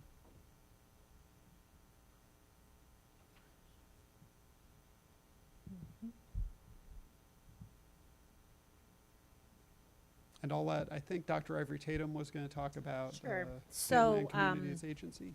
I was gonna just, can I respond to Sid Lally a little bit? When Mr. Guzman comes up, he's gonna talk a little bit more about MAP. The high school, we are still trying to build capacity around the students understanding that MAP is meaningful and that it's important that they do their very best on the MAP testing. Because we have students that classically, if they've been taking PSAT and SAT, and their focus is my AP tests, my other tests that I'm taking to get to college or do, for other areas. And so because MAP is new, we're still building the stamina around it because even, I had a 2022 grad and the students are like, why do I have to take this again? So they're just kind of, Paul just probably dealt with the same thing with Tristan. So those numbers, I heard you say low expectations. I don't think our expectations are low. I think it is just we're trying to get these students to understand that, yes, this is an important benchmark test for the district and that we need you to do the very best that you can. But it's hard when you're a high schooler and you're studying for all the, like, I've got 5 AP tests. I've got the PSAT, SAT. That is my focus, not a MAP test. So I think when Mr. Guzman comes up, he can speak to that a little bit more. But I heard your side conversation, so Yeah. sorry. I just thought I would But- address it before we moved on too much further. Yeah, but only 3 groups meet the expectations. So second grade, first grade didn't.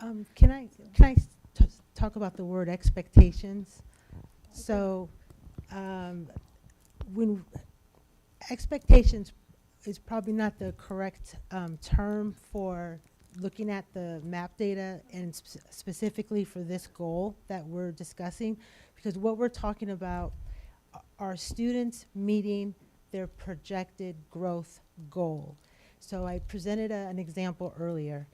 If my goal in the fall, I took the test in the fall and it said, Christina, by winter, you're going to have a projected goal of 5 points. Okay, so now it's winter, it's December, I take the assessment, I take the MAP test, and I make the 5 points. Awesome.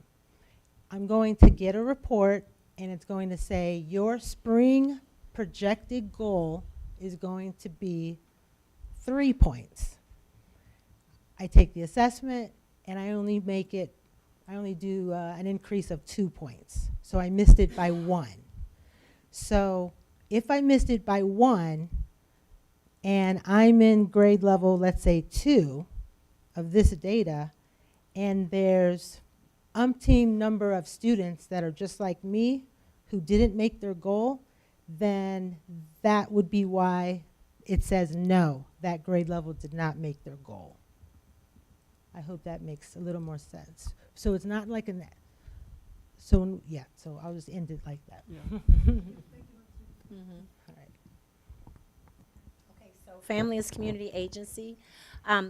This is kind of plucked right out of the equity audit. So one of our goals this year was to be more intentional and engage all families through some of our larger events. We weren't having success previously at individual schools with doing some of these more targeted family, like Mrs. Webster has been leading these efforts in the previous years, and she was doing things like parent cafes and having parent involvement opportunities at the different schools. And so we weren't seeing success that way. So then we said, okay, when we did a lot of the work around the equity audit and reached out to families to find out what kind of PD do they want.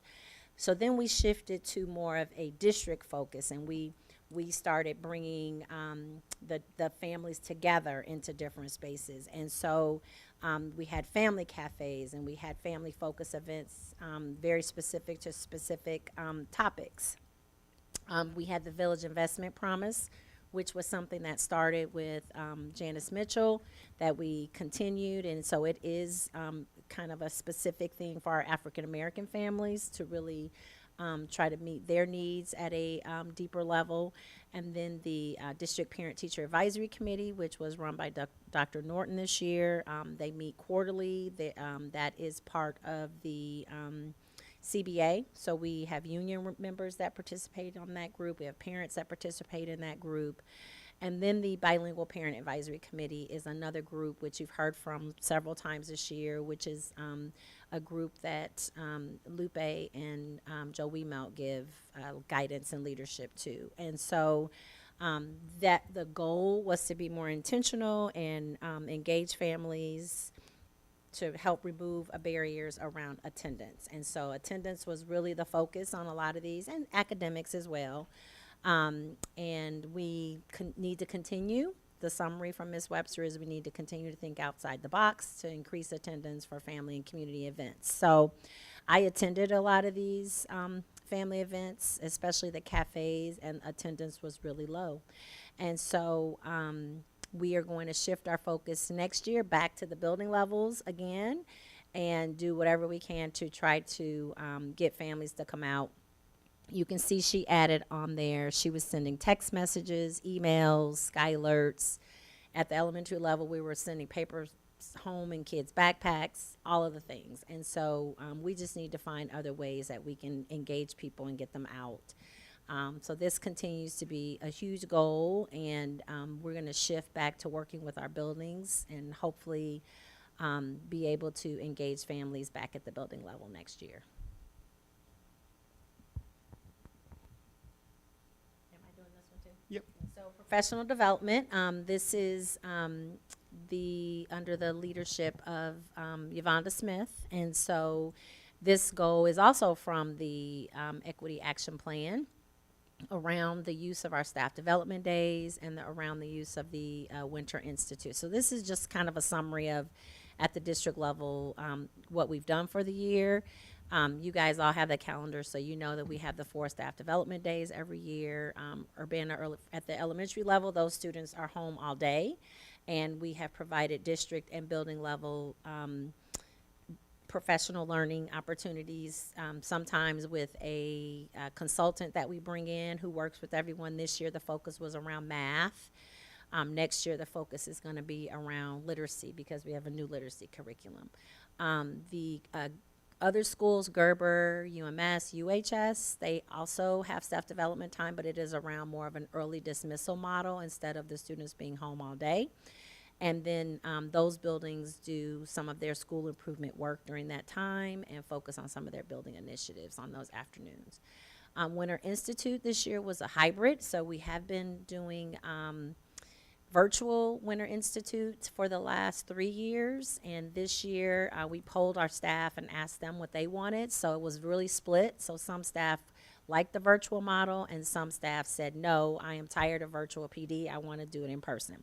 So we split it, and we had the morning sessions were via Zoom, and then the afternoon sessions, we had presenters come in to various buildings and focus on really specific topics. So again, we focused on math, but we also had some multilingual supports that came in this year. We also had some trainers around some of our LGBTQ curriculum needs during Winter Institute. Next year, our hope is to be fully back in person for the full Winter Institute, and it won't be winter next year. If you remember from our calendar, we switched Winter Institute to happen in the fall. So our focus in the fall is going to be very much pushing as much of the professional learning around the new literacy curriculum, ELA, SLA curriculum that we just adopted, and giving teachers that professional development up front at the beginning of the year instead of waiting until February to do that. So that concludes the 8.2 portion of the district summary of goals. Do you guys have any questions for us about the district school improvement plan or projects that just one quick question. I mean, the beginning, you had metrics set for goals for this year and then the reporting on them. Are the goals for next year going to be pretty similar? So we're, yeah, I was going to say that at the end, but I can do that now. So we are shifting to a new template next year. As you know, we have several of our schools that are in status because of their designations with the State Board of Education. And so this year we had one school that was intensive. We have two comprehensive schools, and then we have targeted schools. And so one of the requirements from ISB is that if you're intensive, you have a very rigorous school improvement template that you have to follow, and they meet monthly with a provider from the state board, a coordinator who, kind of like a coach, who works with the principal and the school improvement team. Because we had one intensive school this year, and we may potentially have more intensive schools next year based on the data that we see that we have some ELA and math, that we just don't have enough school students that are proficient, and our chronic absenteeism numbers are another reason why we're going to have more schools possibly that are going to be under that umbrella of needing support from the State Board of Education. So we decided, instead of just having one or two schools doing this template and this process, we are shifting everyone to the new template for next year. We like the template. It is very simple. It is very, very clear what is student focused, what the adults are doing to improve on the goals that are written for the students. So we're not sharing those now because we just have been working on learning the new template in the last couple weeks. And then I'm going to have everybody come back in the fall and share their new goals. So we're writing a goal for language arts, we're writing a goal for math, and we're writing a goal for chronic absenteeism. So it'll be very basic, just those three areas. And we'll come back and present those probably in September, or maybe early October. We want to have at least what Christina was alluding to at the beginning of the presentation is the work that we've been doing most recently with the school teams is working with the data for the students that they're going to have next year. So we didn't feel like it made sense to write school improvement goals for the students after we moved everyone all around.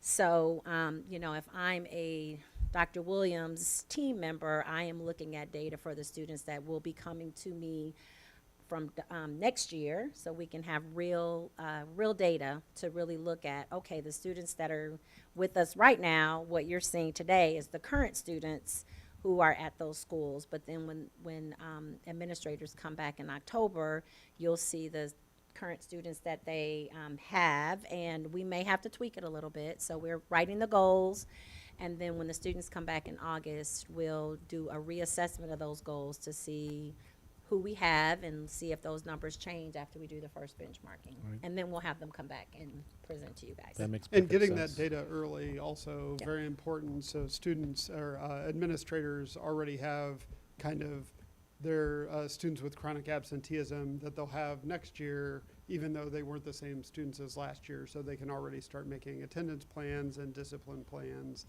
and putting some of those wraparound supports in place. That makes a lot of sense. Thank you for. I have a question regarding attendance. I imagine the last few years with the results of COVID tests, students were, even if they weren't sick, if they if tested positive, they had to stay home. Has that increased the absentee rate because students stayed home more and got used to staying home more as well? I think that's part of it because this is not an Urbana or just an Illinois issue. This is a national problem, and you know, districts and public schools all over the community, our community here, and as well as just nationally, are struggling with that. So I do think there's some mental health things I think that are definitely at play in some areas. Students, the social emotional needs are higher than they ever were before. Just the fact that we provide 5 mental health days for students is something that we, you know, would have been unheard of 2 years ago.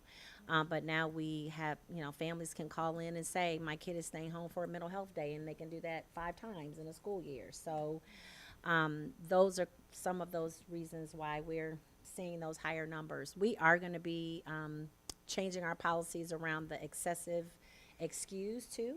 So we've allowed 8 excessive excused absences per semester. We're switching that next year to only 4 semesters, so you can get 8 in the year before you're getting some really intensive intervention from somebody at the school level. So there are a lot of things that we've been talking about, like Christina alluded to in the last 2 days, around the more effort being put in place in terms of getting kids to school. It's not just the responsibility of the school secretary or the student engagement advocate or the principal. All of us have to have a part in making to improve our student attendance numbers. Can I just add to what Dr. Ivy Tatum stated as well? Really good question, and this is why I love data, because data tells a story, right? And so when we started doing Panorama in 21, the attendance was 51%, and so now it's at the 55%. So the high attendance rates, yes, it's a mindset, and we are making those shifts, right? And even when you look at the results of the survey, we used to not, the students used to not do very well in the self-management category.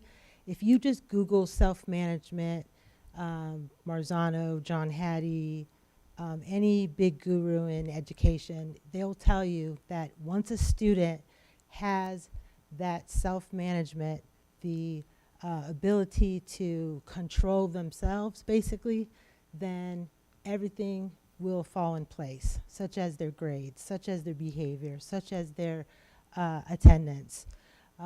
So I just wanted to put that out there too, because the survey results for the very first time this year is self-management made lots of improvement with our students. So that's really good news. Okay, so they're gonna shift out unless there are other questions. And we'll have Jen Roan come up first and drive, and then Mr. Cooper, and then Mr. Guzman.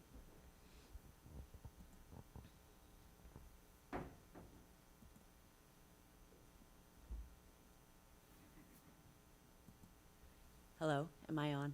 Yeah. Okay.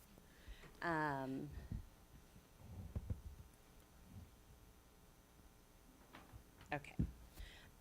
Since I haven't presented to all of you, of you are new since the last time I've joined a board meeting. I'll just give you the 10-second version of who we are and what we do at Gerber School. Some of you who have been on the board for a longer have heard my spiel. But Gerber's this unique collaboration between Cunningham Children's Home and Urbana School District. So we are a special education setting, a therapeutic day school for students who are residentially placed at Cunningham Children's Home. So all of our students have special education services, and really they are all involved in the foster care system in some form or fashion. So they bring us a lot of unique challenges as far as their academic backgrounds and the mental health challenges that they're facing. So you'll see some similarities in the challenges and the goals that we have set and the outcomes that we have, as you do in my regular ed peers here. But then there are some unique spins that we have just based on the population and the mobility we have in working with DCFS. So our first goal is really dealing with social emotional learning and trying to build those skills in our kids so that they can be successful out in the real world. And so last summer, a group of my staff got together and really worked on revising our behavior system and working on a point system that all our students do, assessing their behavior throughout the day. We assess it on things like being respectful, being responsible, and managing their emotions in class. So then we wanted to look across the school year and see if our kids were making progress in that. And they did not make as much progress as we had hoped in that. And our group had a lot of theories about that. Some of that is wondering about the newness, because we re-implemented this system at the beginning of this school year. How much did that play in with the way staff helped students rate their behavior at the beginning of the year? Versus at the end of the year when we were more familiar with it and maybe holding kids more accountable. But you know, some of the things that Mr. Guzman and the SROs were talking about with kids getting ready to graduate. We had an unusually large population for us of seniors this year. And so we saw a lot of senioritis at the end of the year. We also have several kids who are getting ready to transition to their next step. So that's its own version of senioritis. So we felt like some of those things may have played into our last quarter progress, but we're really interested to see as we continue to implement this system in coming years if this is a common trend or if we can continue to move kids forward with that. Any questions about that goal? Our next goal is very similar to the other schools. We did a literacy goal with MAP, similar to what Christina was talking about, really looking at those individual progress and growth for students. And similar to district data on our literacy, we did not have as much growth in literacy as we had hoped. We wrote our goal fall to spring, and we only had 20 students that were with us for that entire time span. We have quite a bit of mobility. So we had some students that we didn't have in the fall. We had some students that were not present in the spring benchmark.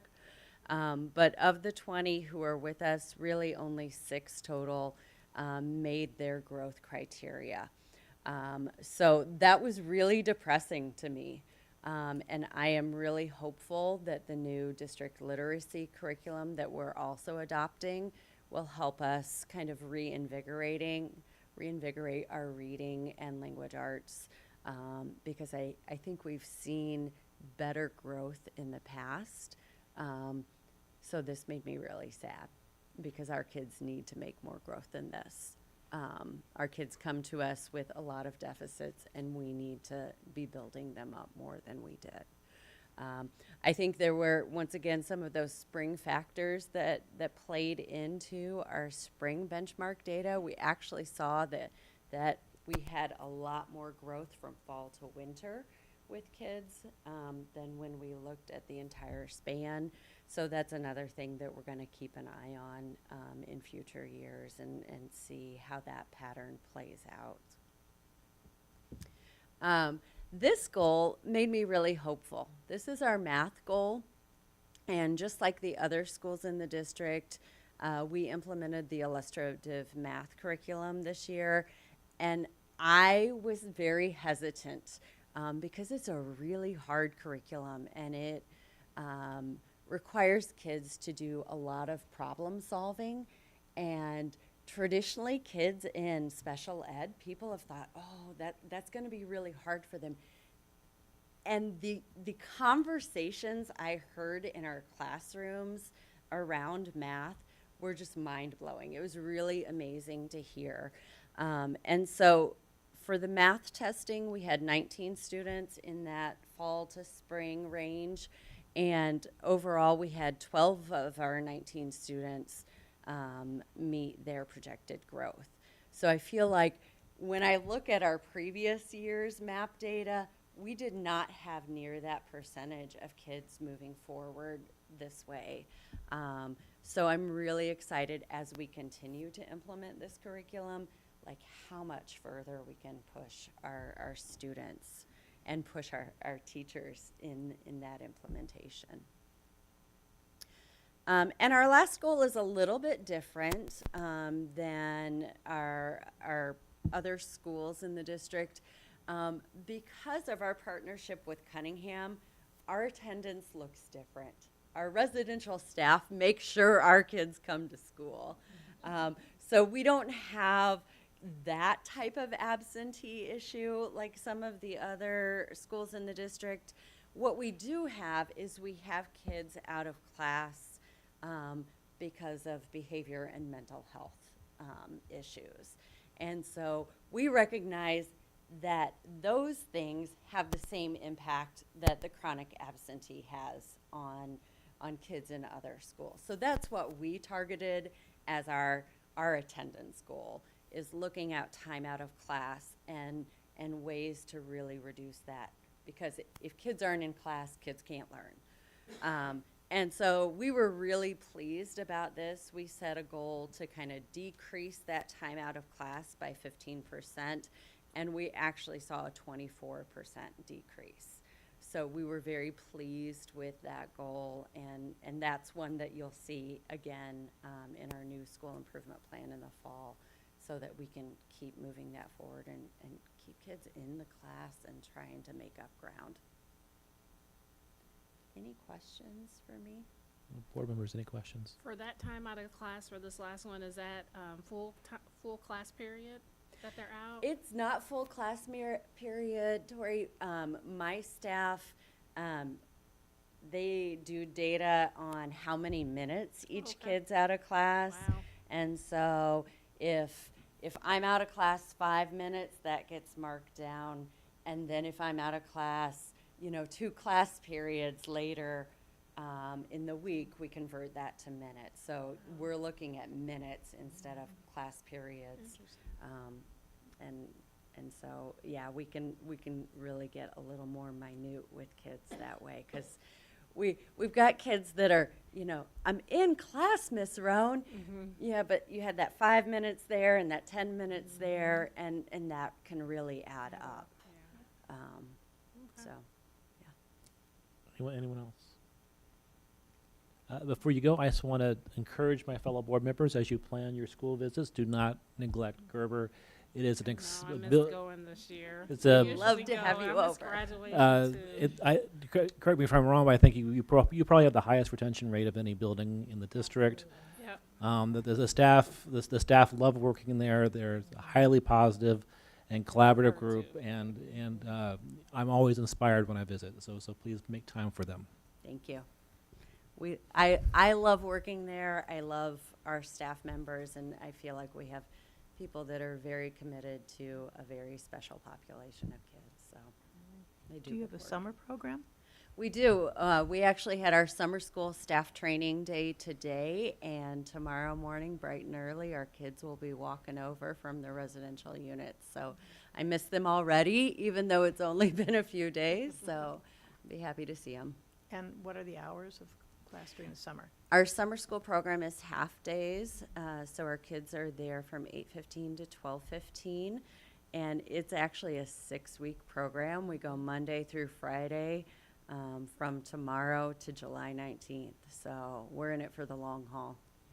I was going to say, it is very unique in that they do have the students way longer than we do for the summer, and which means their staff don't get the same break that a lot of our teachers, and to think that their retention is still higher when they don't get the same summer. I mean, they had a couple days off, they're going right back in, and they will be there until the 3rd week of July, which, and they all still love to be there, so We yay. have great people. Yes. Great people. Yeah. Thanks again.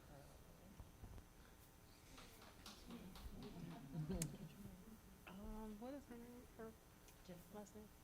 Ron.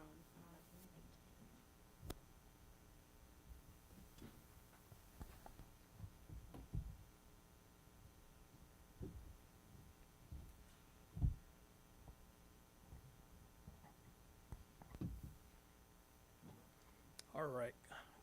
Good afternoon. So June is a really nice time because it's an opportunity for us to start obviously planning for the upcoming school year, but it's also a time for us to be reflective in the past year. And it was really cool to kind of go through our school improvement goals and actually see all the amazing things that's happening at UMS. So as we're going through our school improvement goals, we saw and kind of went through and saw that we reached or nearly reached all of our goals that we had set for ourselves. And I'll kind of talk through that.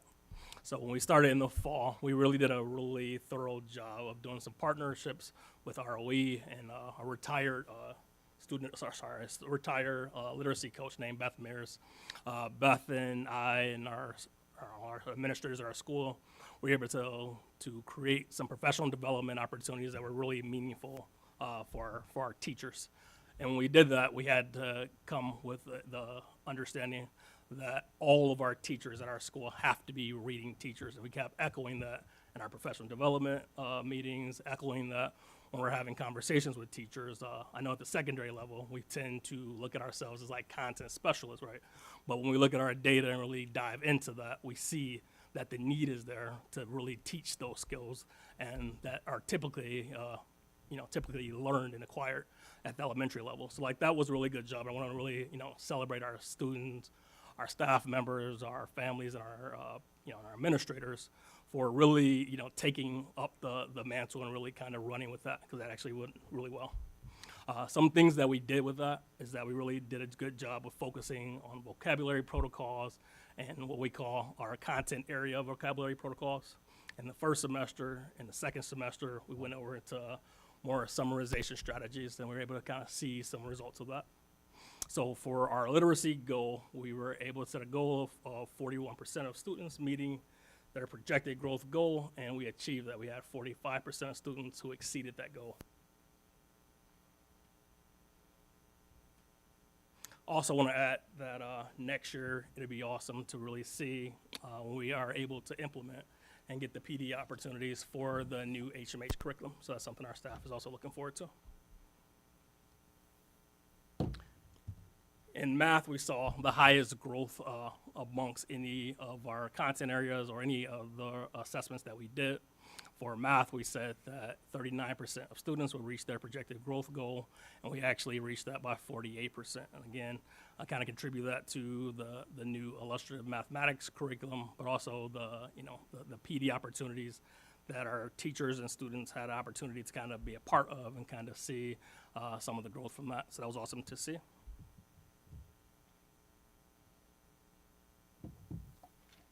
Our third goal is a social and emotional learning goal.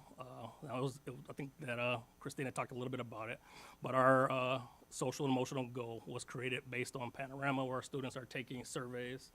And we said that our students would go from 76% of students on track to 80%. And we were just like 1% shy from reaching that. So we ended at 79%. And some things that we're going to continue to do, and again, something to think about in that is that our students are working on things like social awareness, self-management, building positive relationships, which has already been kind of said earlier in the presentation of how that's so important, specifically at the middle school level when we're looking at the developmental abilities of our middle school students. So in all of our goals, I can see that our students are making progress, even though in this one we did not meet that goal. But we did go from 76% to 79%. For our attendance goal, and it was also talked about earlier, that we're going to be focusing a little differently in the upcoming school year. In the upcoming school year, we're going to be looking more at our chronic truancy numbers. This school year, we focused on our average daily attendance. And we said that from last year to this year, our attendance percentage would go from 81% to 85%. We finished at like 83.7, so we just rounded up to 84%. Again, we can see that that's like a 3% gain from where we want to go, but still a 1% shy from where we wanted to be at. And again, we're going to look at this a little differently because even with this, so even when looking at this, even if we would have achieved the 85% of our average daily attendance, that still does not speak to the fullness in the chronic truancy numbers. So that's why we're going to focus and look at that a little differently going into next school year.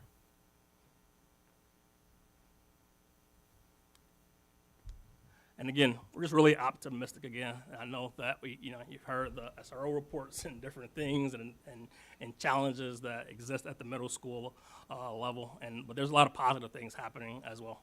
And what I really like about the summer opportunity is that it gives us that time to really be reflective on fixing the culture and climate and continuously repairing the culture and climate of our school. We want our school to be a place that students enjoy being a part of, that staff members want to work there. And I think that's going to be something that we're going to be just continuously working to develop. And I'm optimistic that we have the people in place to do that. Thank you, Mr. Cooper, for this largely positive report. Board members, any specific questions for Mr. Cooper?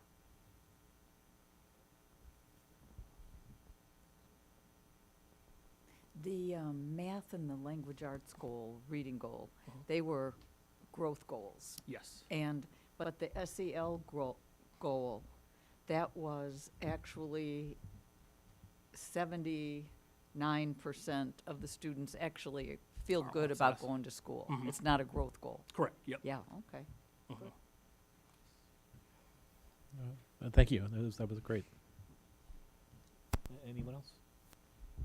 All right. Thank you, Mr. Cooper. Thank you. Now for Urbana High School.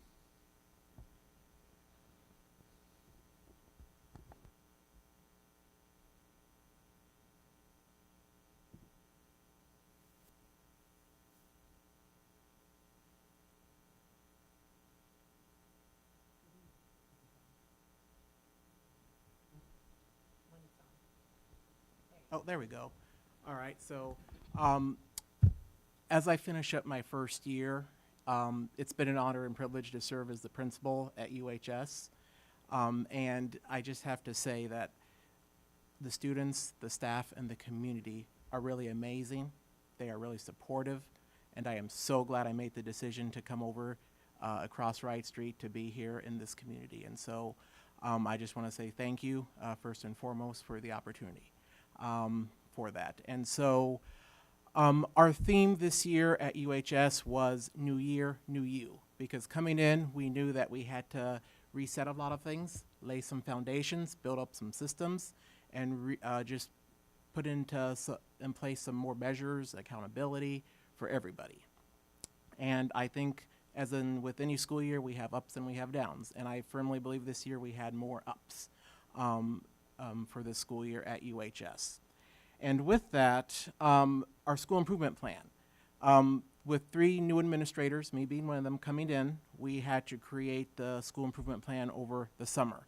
And it was not with a full team as it should be, with teachers, representative, and other stakeholders, simply because we were on a tighter timeline. We had to come in, we had to look at the data, and we had to make our best judgments.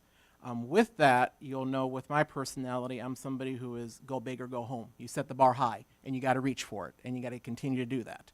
And so you'll see that reflected here in some of our goals for that. And just because we did not meet some of them does not mean we are going to slink back and try to lower that standard. Right now that we know our students better, we know our staff better, we're going to revise the goals to make sure that it is reflective and we are meeting the needs of our students to make sure they are college and career ready.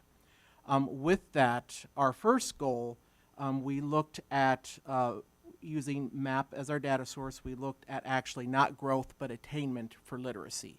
And in particular, we decided to focus in on looking at informational text, key ideas, and details.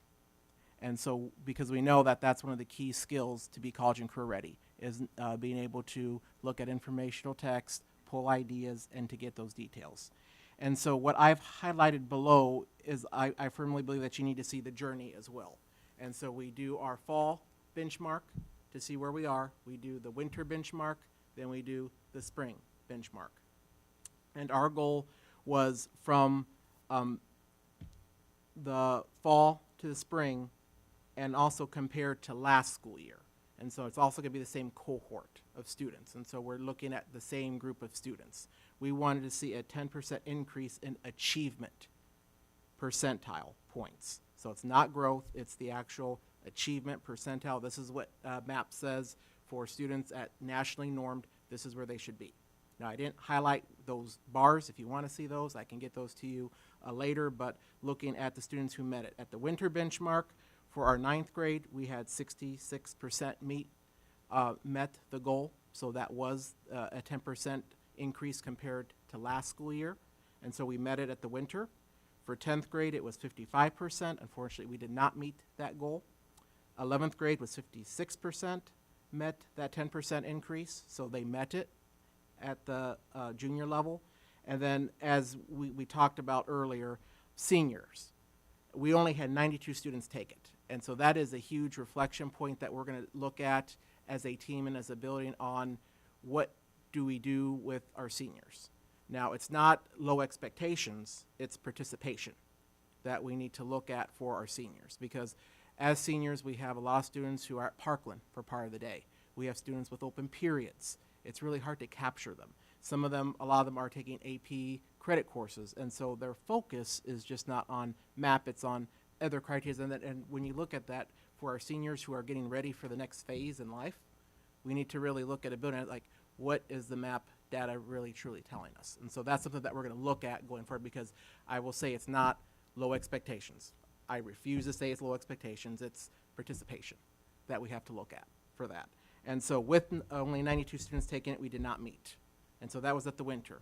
In spring, we saw that across the board, we did not meet it because the bar does rise from winter to spring for the groups of students. And so, yes, we had some increases, but it wasn't quite where we needed to be for literacy. And so as a reflection point going back, now that we know what we need to work on, looking at the attainment level, we are really going to focus in and drill down with literacy going forward. And especially since looking at informational text is a key skill for college and career readiness. And so while we did see the gains, it wasn't meeting the goal that we set forward. And so we did have movement, but again, it wasn't that what we set for our reading map goal.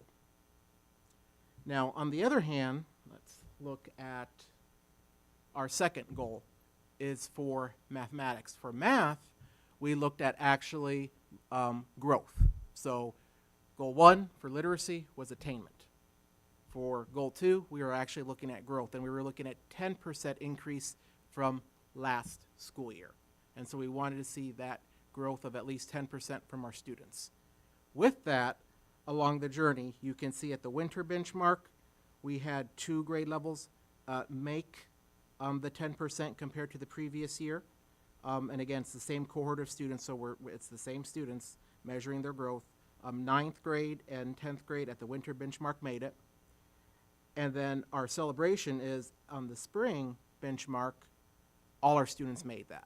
And so when we look at growth, again, difference between attainment versus growth. And so, well, you look at the district data where we still did not make the growth overall, but we still had 10% of our students move out and improve from where it needs to be. And so while we still have the achievement gap, as you can see throughout the district, we are making inroads into the gaps.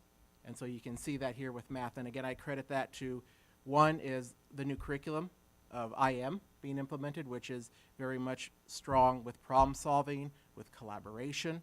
And then we just have an amazing math department, I just have to say. Our math department is strong at UHS. And so we are starting to see those gains. And so the goal going forward is to continue to close the gaps to ultimately where we see all our students making those projected growth goals.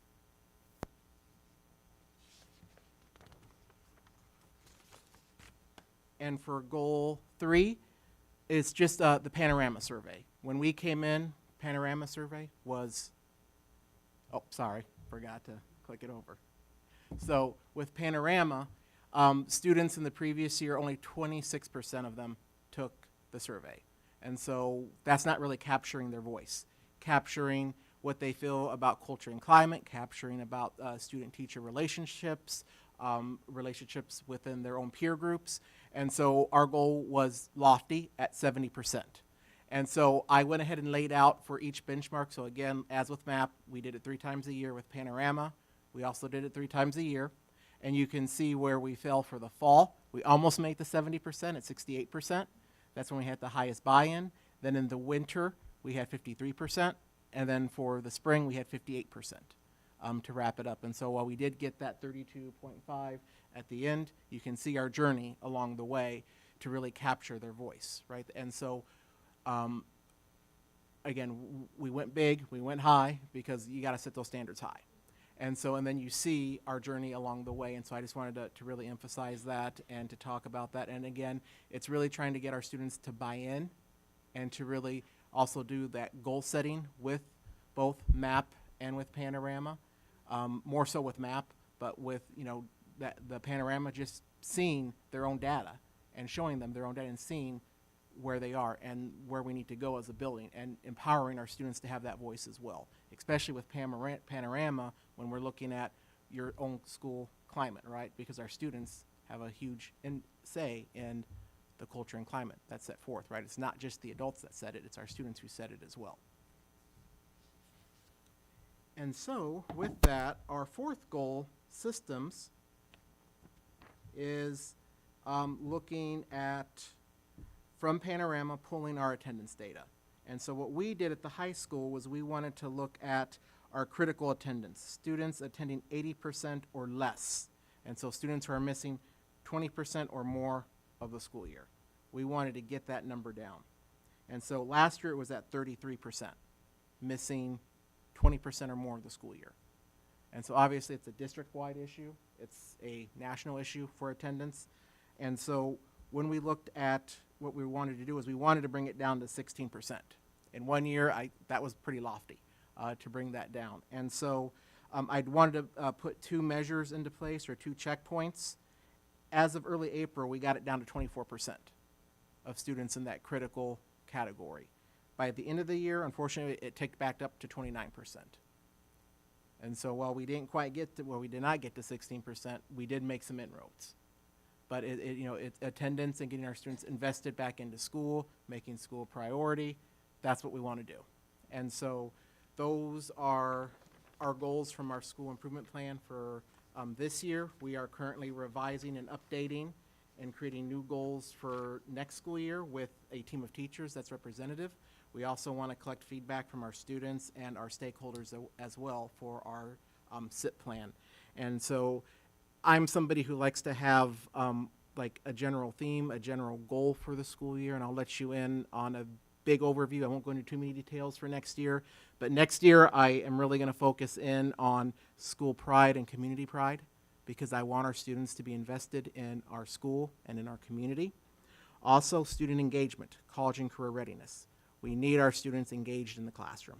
And now that we've reset everything, we've done the new year, the new you, laying those foundations, now it's time to actually dig into what's happening in the classrooms academically and supporting our students and meeting the needs of what's going on in the classroom. And also, with the help of Dr. Ivory Tatum, we're going to really create that portrait of a graduate, because we want our students to see in May, when they walk across that stage, what characteristics they need to have and what skills they need for the next level for whatever path they choose after they leave us and go on forth into the world. All right. Thank you. Board members, any questions? Thank you. And thank you for choosing Urbana as well. Thank you. Okay. So last slide, John, or Jesse, if you can click. Yep. So closing us out, so I want to thank our administrators and also our school improvement team. So as all three of them have already spoken to, we had teams in all day planning and working on school improvement goals the day after the last day. I mean, like, this was Friday. We sent kids home on Thursday, and we were in a session from 8 o'clock to 3 o'clock on Friday, really talking about next year. I think there's a lot of excitement about resetting a lot of things within the district around systems and structures. We're so thrilled to have new curriculum. So everyone kind of talked about the math, illustrative math, and while we haven't made like huge gains, you don't see those huge proficiency gains in 1 year. We're really excited about the opportunities for next year with new literacy curriculum. So I want to thank all the teachers who, we had a large group of people at the cafetorium. Friday, Monday, today, tomorrow, Thursday. So we really hit it hard the first few days after kids go home, because then when people kind of scatter for the summer and get into summer mode, we do a lot of other individualized planning throughout the year. So all of these principals will still be talking about these goals for the year, meeting with small groups, pulling groups together to really do some really hardcore planning during the summer so we can really hit our goals next year. So this second bullet is really talking about all the effort that we've been doing the last couple of days have really been around the new students that are going to be in our spaces with their new colleagues and peers and teachers, everybody moving around and kind of being in their new spaces next year and setting goals. So we'll, again, as I shared when Paul asked earlier, we'll kind of bring those goals back forward again at the beginning of the year and share those with you and give you a little more insight into the ELA, math, and the absenteeism activities and practices that the teams are talking about right now. So thank you. That concludes our study topics for this evening. We do have an administrative report involving our board meeting calendar for the next academic year. Okay, so I think Lori has given you a draft to look at. So this is the meeting where we set our meeting schedule for the 24-25 school year so we can publish it at our next meeting. We need to talk about a couple things. We need to talk about if we want to continue first and third of the month, which we haven't veered away from that ever. We also need to set a time. So I think first, if people are happy with the 6:30 time, we would like to continue as an administrative team to recommend that we keep that 6:30 time. I don't know if anybody has any other thoughts about going one way or the other with that. Yeah. Do people find 6:30 being challenging or Yes. Yes. Keep it 6:30 or go Keep it at 6. Can we move it earlier? to 6? you want to move it Yeah. to 6? Yes, and also I want to ask something about the public comment. If I know we limit people for 5 minutes, but also it's important to hear them, and it's important to keep having that engagement. But if we can limit the number of people who does, because some of the nights go so long. Yes. Like the night we were here for 2 hours, and they're really repetitive. I know we got them also by email and by person. So I wonder if we can limit the number of people who can. It is certainly possible. Other districts do have limits. Some districts, like Champaign, has I guess a set of time at the beginning of the meeting, and then they also have the potential for public comment at the end of their meeting. Different districts do it different ways, but for us to make a change, we would actually have to have a board policy update that we would vote on first. Okay. We could certainly talk about doing that in the next academic year, and that's something I want to talk about at our next meeting, is figuring out what study topics and what specific goals we have. So people, think about that and bring them with us for the next meeting, and then the first meeting in August. Try to set kind of a study topic agenda and a list of specific things we want to accomplish in the next year. But In addition of that, also, I'm not so sure about the politics because I didn't read it about it. But I know we started in some point, but we never know when we're going to end. And I don't think that is sustainable. We should know when we're going to end. that's kind of hard to do. I mean, a board member can vote to close the meeting, can make a motion to close the meeting at any point in time and say we're going to defer the rest of our business to some specific date. That's something that can happen at any meeting if somebody wishes, but you still need a majority vote of the board to do that. You'd have to make up that time or whatever you missed on the agenda, either having a second meeting that Right, week or. We would either have to if- defer the business to the next 2 weeks later, or we'd have to have a special meeting to do it.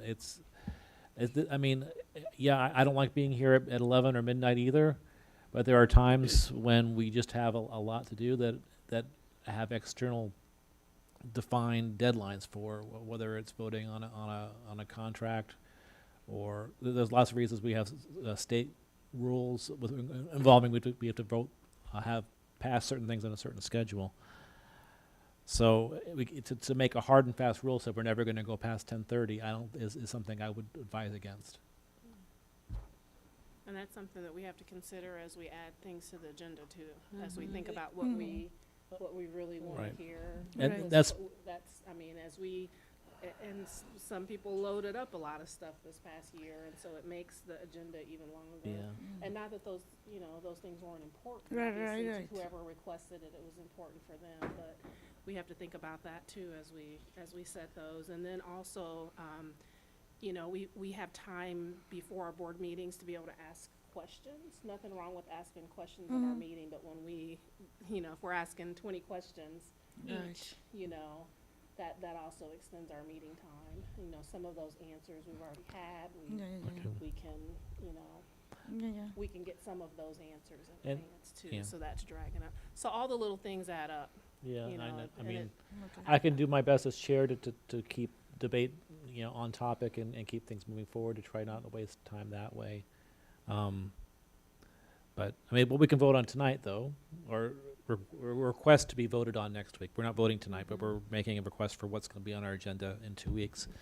If people are amenable to a 6 p.m. start time, that's something we could do. So what are people's Hoping thoughts? that it's going to end earlier, but if we want Yeah. to keep going until midnight, well, 6:30. And that leave it did at help, like when we moved from 7:30 to big time. 6:30, It was- we were always here after 10 o'clock. It was 7:30 for decades. I mean, think about Okay. it. It would be 10 o'clock for us right now. Mostly because the former board president really liked having dinner with his family before he came here. Well, it's also nice because we've had a lot of school children come, and so it's nice to have them, if they want Oh, to speak, sure, yeah. to come, or if Right. if they're going to present artwork or whatever, Right. that they're here and can get home and Okay. get to bed at a So- reasonable time. So it's just a quick straw poll. Who would be in favor of a 6 p.m. Start time? Okay, I think there's sufficient. Sure, yeah, I saw Support 4 here. hands. How are you I guys didn't with get to that? look, oh, so 5. How's our admin with that? I think we're okay with that. I mean, Well, I think it's. I think bringing it earlier. I mean, Sure. because the staff who help support this, they're the only other person we have to check with would be our. ESS to set up. Well, not just ESS, but Oh. the broadcasting, Anna. Yeah, Anna. She's here today. Thanks, Anna. Thank you, Anna C. So well, anyway. So Sounds like 6 p.m. Sounds- is, sounds- we want to try it. Oh. Okay, Okay, okay. Okay. so 6 p.m. Kids eat earlier, huh? They don't eat. Okay, so first and third Tuesday we'll keep 6 p.m. We'll meet right here in the boardroom. John just went and checked with Anna, and Anna said 6 p.m. works for her. All right, so let's dig into a couple of the dates. So, as you know, we had to move. We sometimes have to move dates because while the first and third is our calendar when we should be meeting, sometimes we have Thanksgiving, we have winter breaks, spring breaks, and things of that nature that sometimes just don't align with that first and third schedule. So we've already kind of looked ahead for you, and so we're doing okay until October. Remember, fall break is something new that we had this year. We're doing it again next year. So the choices would be to either have a meeting on the 8th, and then we'd have 2 back-to-back meetings because the district is closed. There is no school and no staff on October 15th, or we can push back to October 29th and and I'm looking at the wrong one. Yes, 22nd and 29th, sorry. So there are 3 options for October. The 8th to the 22nd or the 29th. The benefit of doing it on the 29th instead of the 22nd is we'd have to kind of prep for the board meeting in advance and notice the meeting because all staff will be gone. So all the personnel items we wouldn't have. Lori would have to post everything kind of the week before. If Which we date are you went talking? on the 22nd, Okay. because that is the week that is, You'd be yeah, gone, yep. I say 29 is fine. 29th is okay, and then we would be coming back on the 5th. So it'll be 2 back-to-backs. 2 Either back-to-backs. way it goes. Either way. But Election Day is a There's- holiday, though. Yeah, there's So no- Election yeah. Day is a holiday in Illinois, and it's not a federal holiday. So we checked with Susan, and the board can still choose to meet on Election Day, which is why we, Well, but the At but the the regularly problem. scheduled meeting. Sure, but you all would typically have a day off on that It is a day, day off, right? So, we typically don't. school is We closed. typically don't have Yes. board meetings on day when our admin staff Okay. have holidays. No, to the Yes. 5th. So, all right, so for October, then, we would have the 1st, October the 1st, and then we'd have October 29th because of fall break. And then for, wait, my birthday. what, Sherry's checking. October 29. The first, yeah. The first and the 29. October 1st would be the study session meeting. I guess I don't understand, you know, I guess I don't understand what, if the district is closed on October 15th, why is? On the 5th. Uh, October 5th is election day. No, I'm sorry. November 5th, I'm sorry. I'm going back to October, I'm sorry. Okay, So, October. It's so the if notice that October. they wouldn't get if we did the 22nd, is that what you're asking? Was done during fall break, but the closed offices are all closed during fall break. Yeah. And we could prep early. Oh, now I get it. That's what, Yeah. yes. Now I get it, So okay. you wouldn't have all. Yeah. It's the same reason we do it for spring break. Yeah. Yes. Okay. Now I get it. Okay. October 1st and 29th is what we decided on for October. Now we're talking moving November 5th because they're off that day. So October 1st, October 29th, is that okay, Paul? Yeah, and then. Okay, and then Nov- we'd move November election 12th. day to November 12th. Yeah. Okay, Oh, wait, okay, so. Yep. We decided on the 29th. 29th, I think. Is Right. that okay, Jennifer? Does Because, that work for you? yeah. And then. And then we'd skip election day would be week, November. and we do November 12th instead. So November 12th and 19th for November. So we'd have a back-to-back again because of Thanksgiving on the 26th. Is that, I most likely won't be here on the 19th. okay, Yeah, I may not either. on the 19th? That's the due date. Oh, yes. Oh, yeah, I forgot about that. That's the only one. Okay. What is it? That his son, do you remember they're having a baby and the Oh. 19th is the due date. Oh, okay. So we'll see.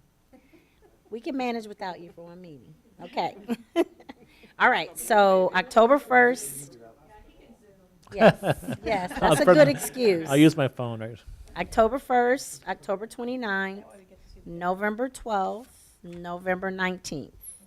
And then we're on schedule until March for spring break. So spring break is the week of the 18th. So we could do either March 11th or March 25th. The 11th makes more sense again for the same reason. Yes. March 11th? Yeah. Okay. Then will you have time to get the RIF notices done? Yes, so there is change in school code now. You don't have to do it within the 45 days, but our goal is always to have them done by April 1st. So the 11th would work, or the 25th would work for us, but Well, we don't want to do yes, the 25th. okay. All right, so March 4th and March 11th. Yes. Okay. I think we've made Lori very, very happy think with this so. schedule. All right, so we will bring an updated schedule for the next meeting and then post it in all the places after we meet and vote on it next Do week. we have the agenda for these meetings? Because I remember last year by November, December, the meetings were really, really, really long. So that's kind of what Paul's talking So, about, I mean, is right. kind of setting our topics. So one of the things we want to do, I mean, we started doing this about 3 years ago, Mm-hmm. is the last meeting that we have in the academic year and the first one, we kind of talk about what we want to talk about during the academic year. And that gives admin the ability to much better spread everything out so we don't have 1 hour meetings and 4 hour meetings. We have a bunch of maybe 2.5 hour meetings. And then in August 6th, and we'll bring all of your things. And then remember we had that tentative calendar where we took everything for the year and kind of spaced it out as much as we could. Now, there are things that come up, that are unexpected that we have to put on, contracts and, other, kind of personnel things and things that get added. But the study session meetings are meant to be longer.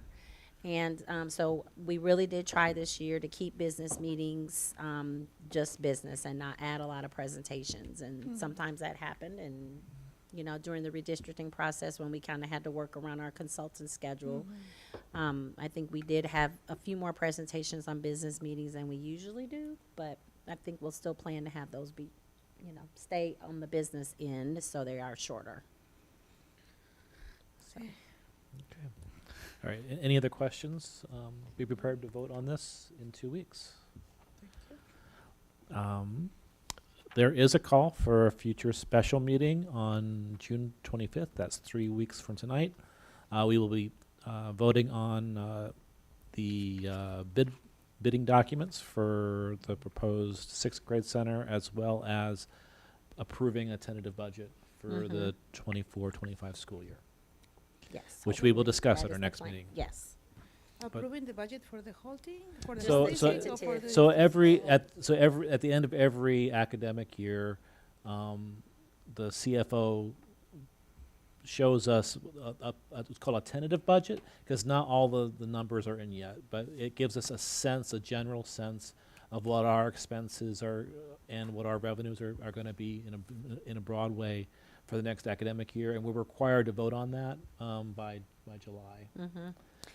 Well, we have to have a budget in place to end the fiscal year. So normally, we would have done the first read of that tonight, but Katie's not here. As you can see, she had a family emergency, and so we pushed it back to the next meeting to have the first read, and as is our typical protocol, we have a first read and a second read, and because we have the special meeting already scheduled, we'll just do the approval for the tentative budget at the June 25th meeting, and that'll at least we'll meet that threshold of having a budget in time for when we roll over all of our everything rolls over in July for all of our budgeting and fiscal expenditure reporting and all of that. So. And then later on in the fall, when more of the numbers are in, we have the official budget that gets voted on and submitted with the state. In September. September. Yeah, there are a lot of unknowns right now, like property taxes and, a lot of rebates and, different things that we kind of have to make assumptions for in June, but then by September, we have better information, Yeah. so. And that's all according to state law. And there is no meetings in July. No meetings in Correct. July. July is the best month of the year. Yes. I'm going in July anyway. Yes. Yes. I'm going. I'm going to go to Mexico. Yes. Okay. All right. Okay, and then we have a really short, did you say already, superintendent report? I'm I was sorry. just going to say that. Okay, so very short. Just a reminder about summer meals. We've talked about that a lot, so everyone has seen the schedule. Hopefully you're letting families know, and we've been getting a lot of great PR from the media and places where I've seen this posted, so that's awesome. We want to make sure families have food if they need it. And then next, registration. So we're really, really, really trying to encourage early enrollment. We still have, although we've talked about the fact that we've moved students into their respective schools for the fall, we do have a petitioning process, and we do still have a lot of new families coming. And so we want our returning families to get in there and register, please. And then physicals, this is just that early reminder to families. If you need a kindergarten, sixth grade, or ninth grade physical, please don't wait until August to schedule those appointments. You should be calling your care folks, your pediatricians, and all of those people. Our school-based health center is always open to take physicals and immunizations and vaccines. So get those appointments scheduled now, and we don't want anyone missing the first days of school in kindergarten, 6th, and 9th grade. Also have to have a dental exam. So make those appointments. And then this is just a reminder that our offices are closed because of the federal holiday of Juneteenth on June 19th. We have entered into our summer hours. So Jennifer, you may not be aware of this, but we work longer days, Monday through Thursday in the summer, and then this Friday would be our first Friday off. It's a long-standing practice in Urbana schools, and so our folks work a really long day, 4 days a week, and then they get the benefit of oh, you remember that from being a staff member. You knew that. Okay. Jetty Roads Day is June 22nd, so that is a big celebration out in King Park. The Urbana Park District puts on a big celebration with the King neighborhood community, and so that is always something that is celebrated in Urbana. And then we have registration assistance on July 29th for any of our Spanish and French families at Yankee Ridge. And then July 30th is when we are inviting our new families to come to register at UMS, and then on the 30th and 31st. Do we have information, like flyers for the registration in Yankee Ridge? So we will. I don't know if John have those already been translated, and Catherine has everything kind of set up to be sent out over the summer at different times. So I'm sure that she's already has a Spanish and French flyer ready to go. Thank you. Okay, we have some FOIAs. You want to? Yeah, I'll go ahead and do that. We have a pair of FOIAs that were completed. First being from Tom Schroeder. All text messages sent or received by the superintendent that included public employees, included public officials, or pertained to public business. The term text messages is inclusive of any similar short or instant message services. Since 2 months, 1 month, 2 weeks, and 1 week were denied. Messages from the 4 days of January 21st through January 24th, 2024 are being requested. And from the News Gazette, Jeff DeLazio, a total number of student cell phones confiscated for violating district policy, broken down by school during the 2023-2024 school year. Any board reports? Go ahead, Sherry. Tristan in UPO this summer? No, but No, not the Pops. that's a good question. He probably should have been. Okay, well, I know you wanted to do it last year, so I'll do it. I'd like to tell everybody about a free concert on June 15th at the Urbana High School at 7 p.m. It's the Urbana Pops Orchestra, which is celebrating its 15th year. So, Rags to Rhapsody will feature music from the musical Ragtime and a preview of the cast of Oliver, which is the Park District production that children participate in, and Gershwin's Rhapsody in Blue, and Buster Keaton's silent film, 1 week with the Pops playing along to the silent film. So I really encourage everybody to come. There's a Urbana High School sophomore, Kavinder Patel. He was the winner of the piano concerto competition, and he will play Rhapsody in Blue. So it's at 7 o'clock on Saturday, June 15th. And come at the high school, right. So, yeah, this is,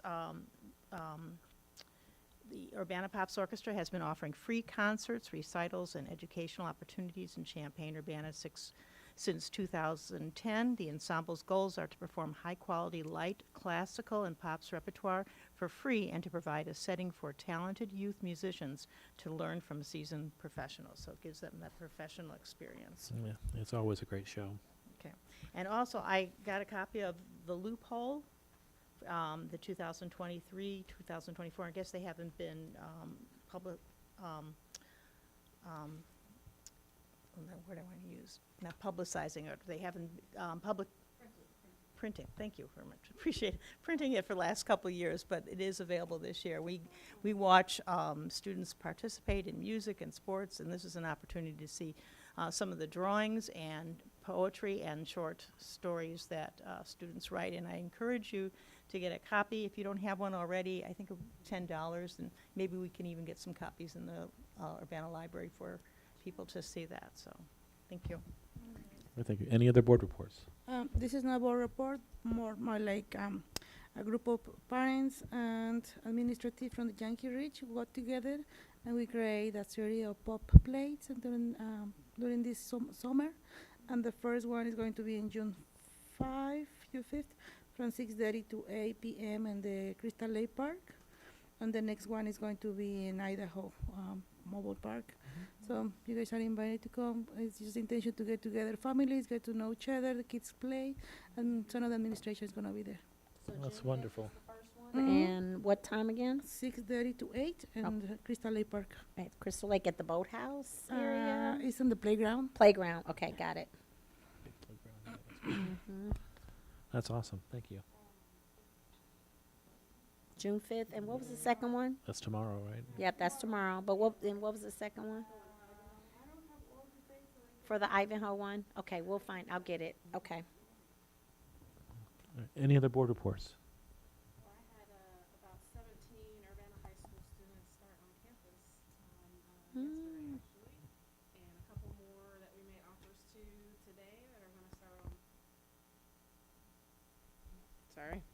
I just said I had a 17 Urbana High School students start on the University of Illinois campus on yesterday.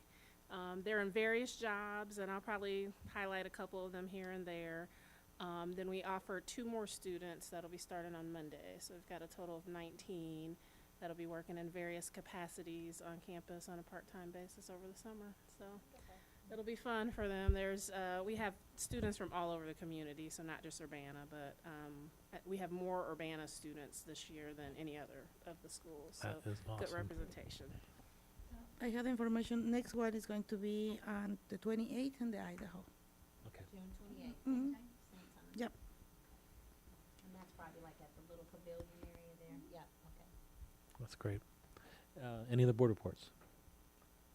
Hearing none, the chair will entertain a motion to adjourn. So moved.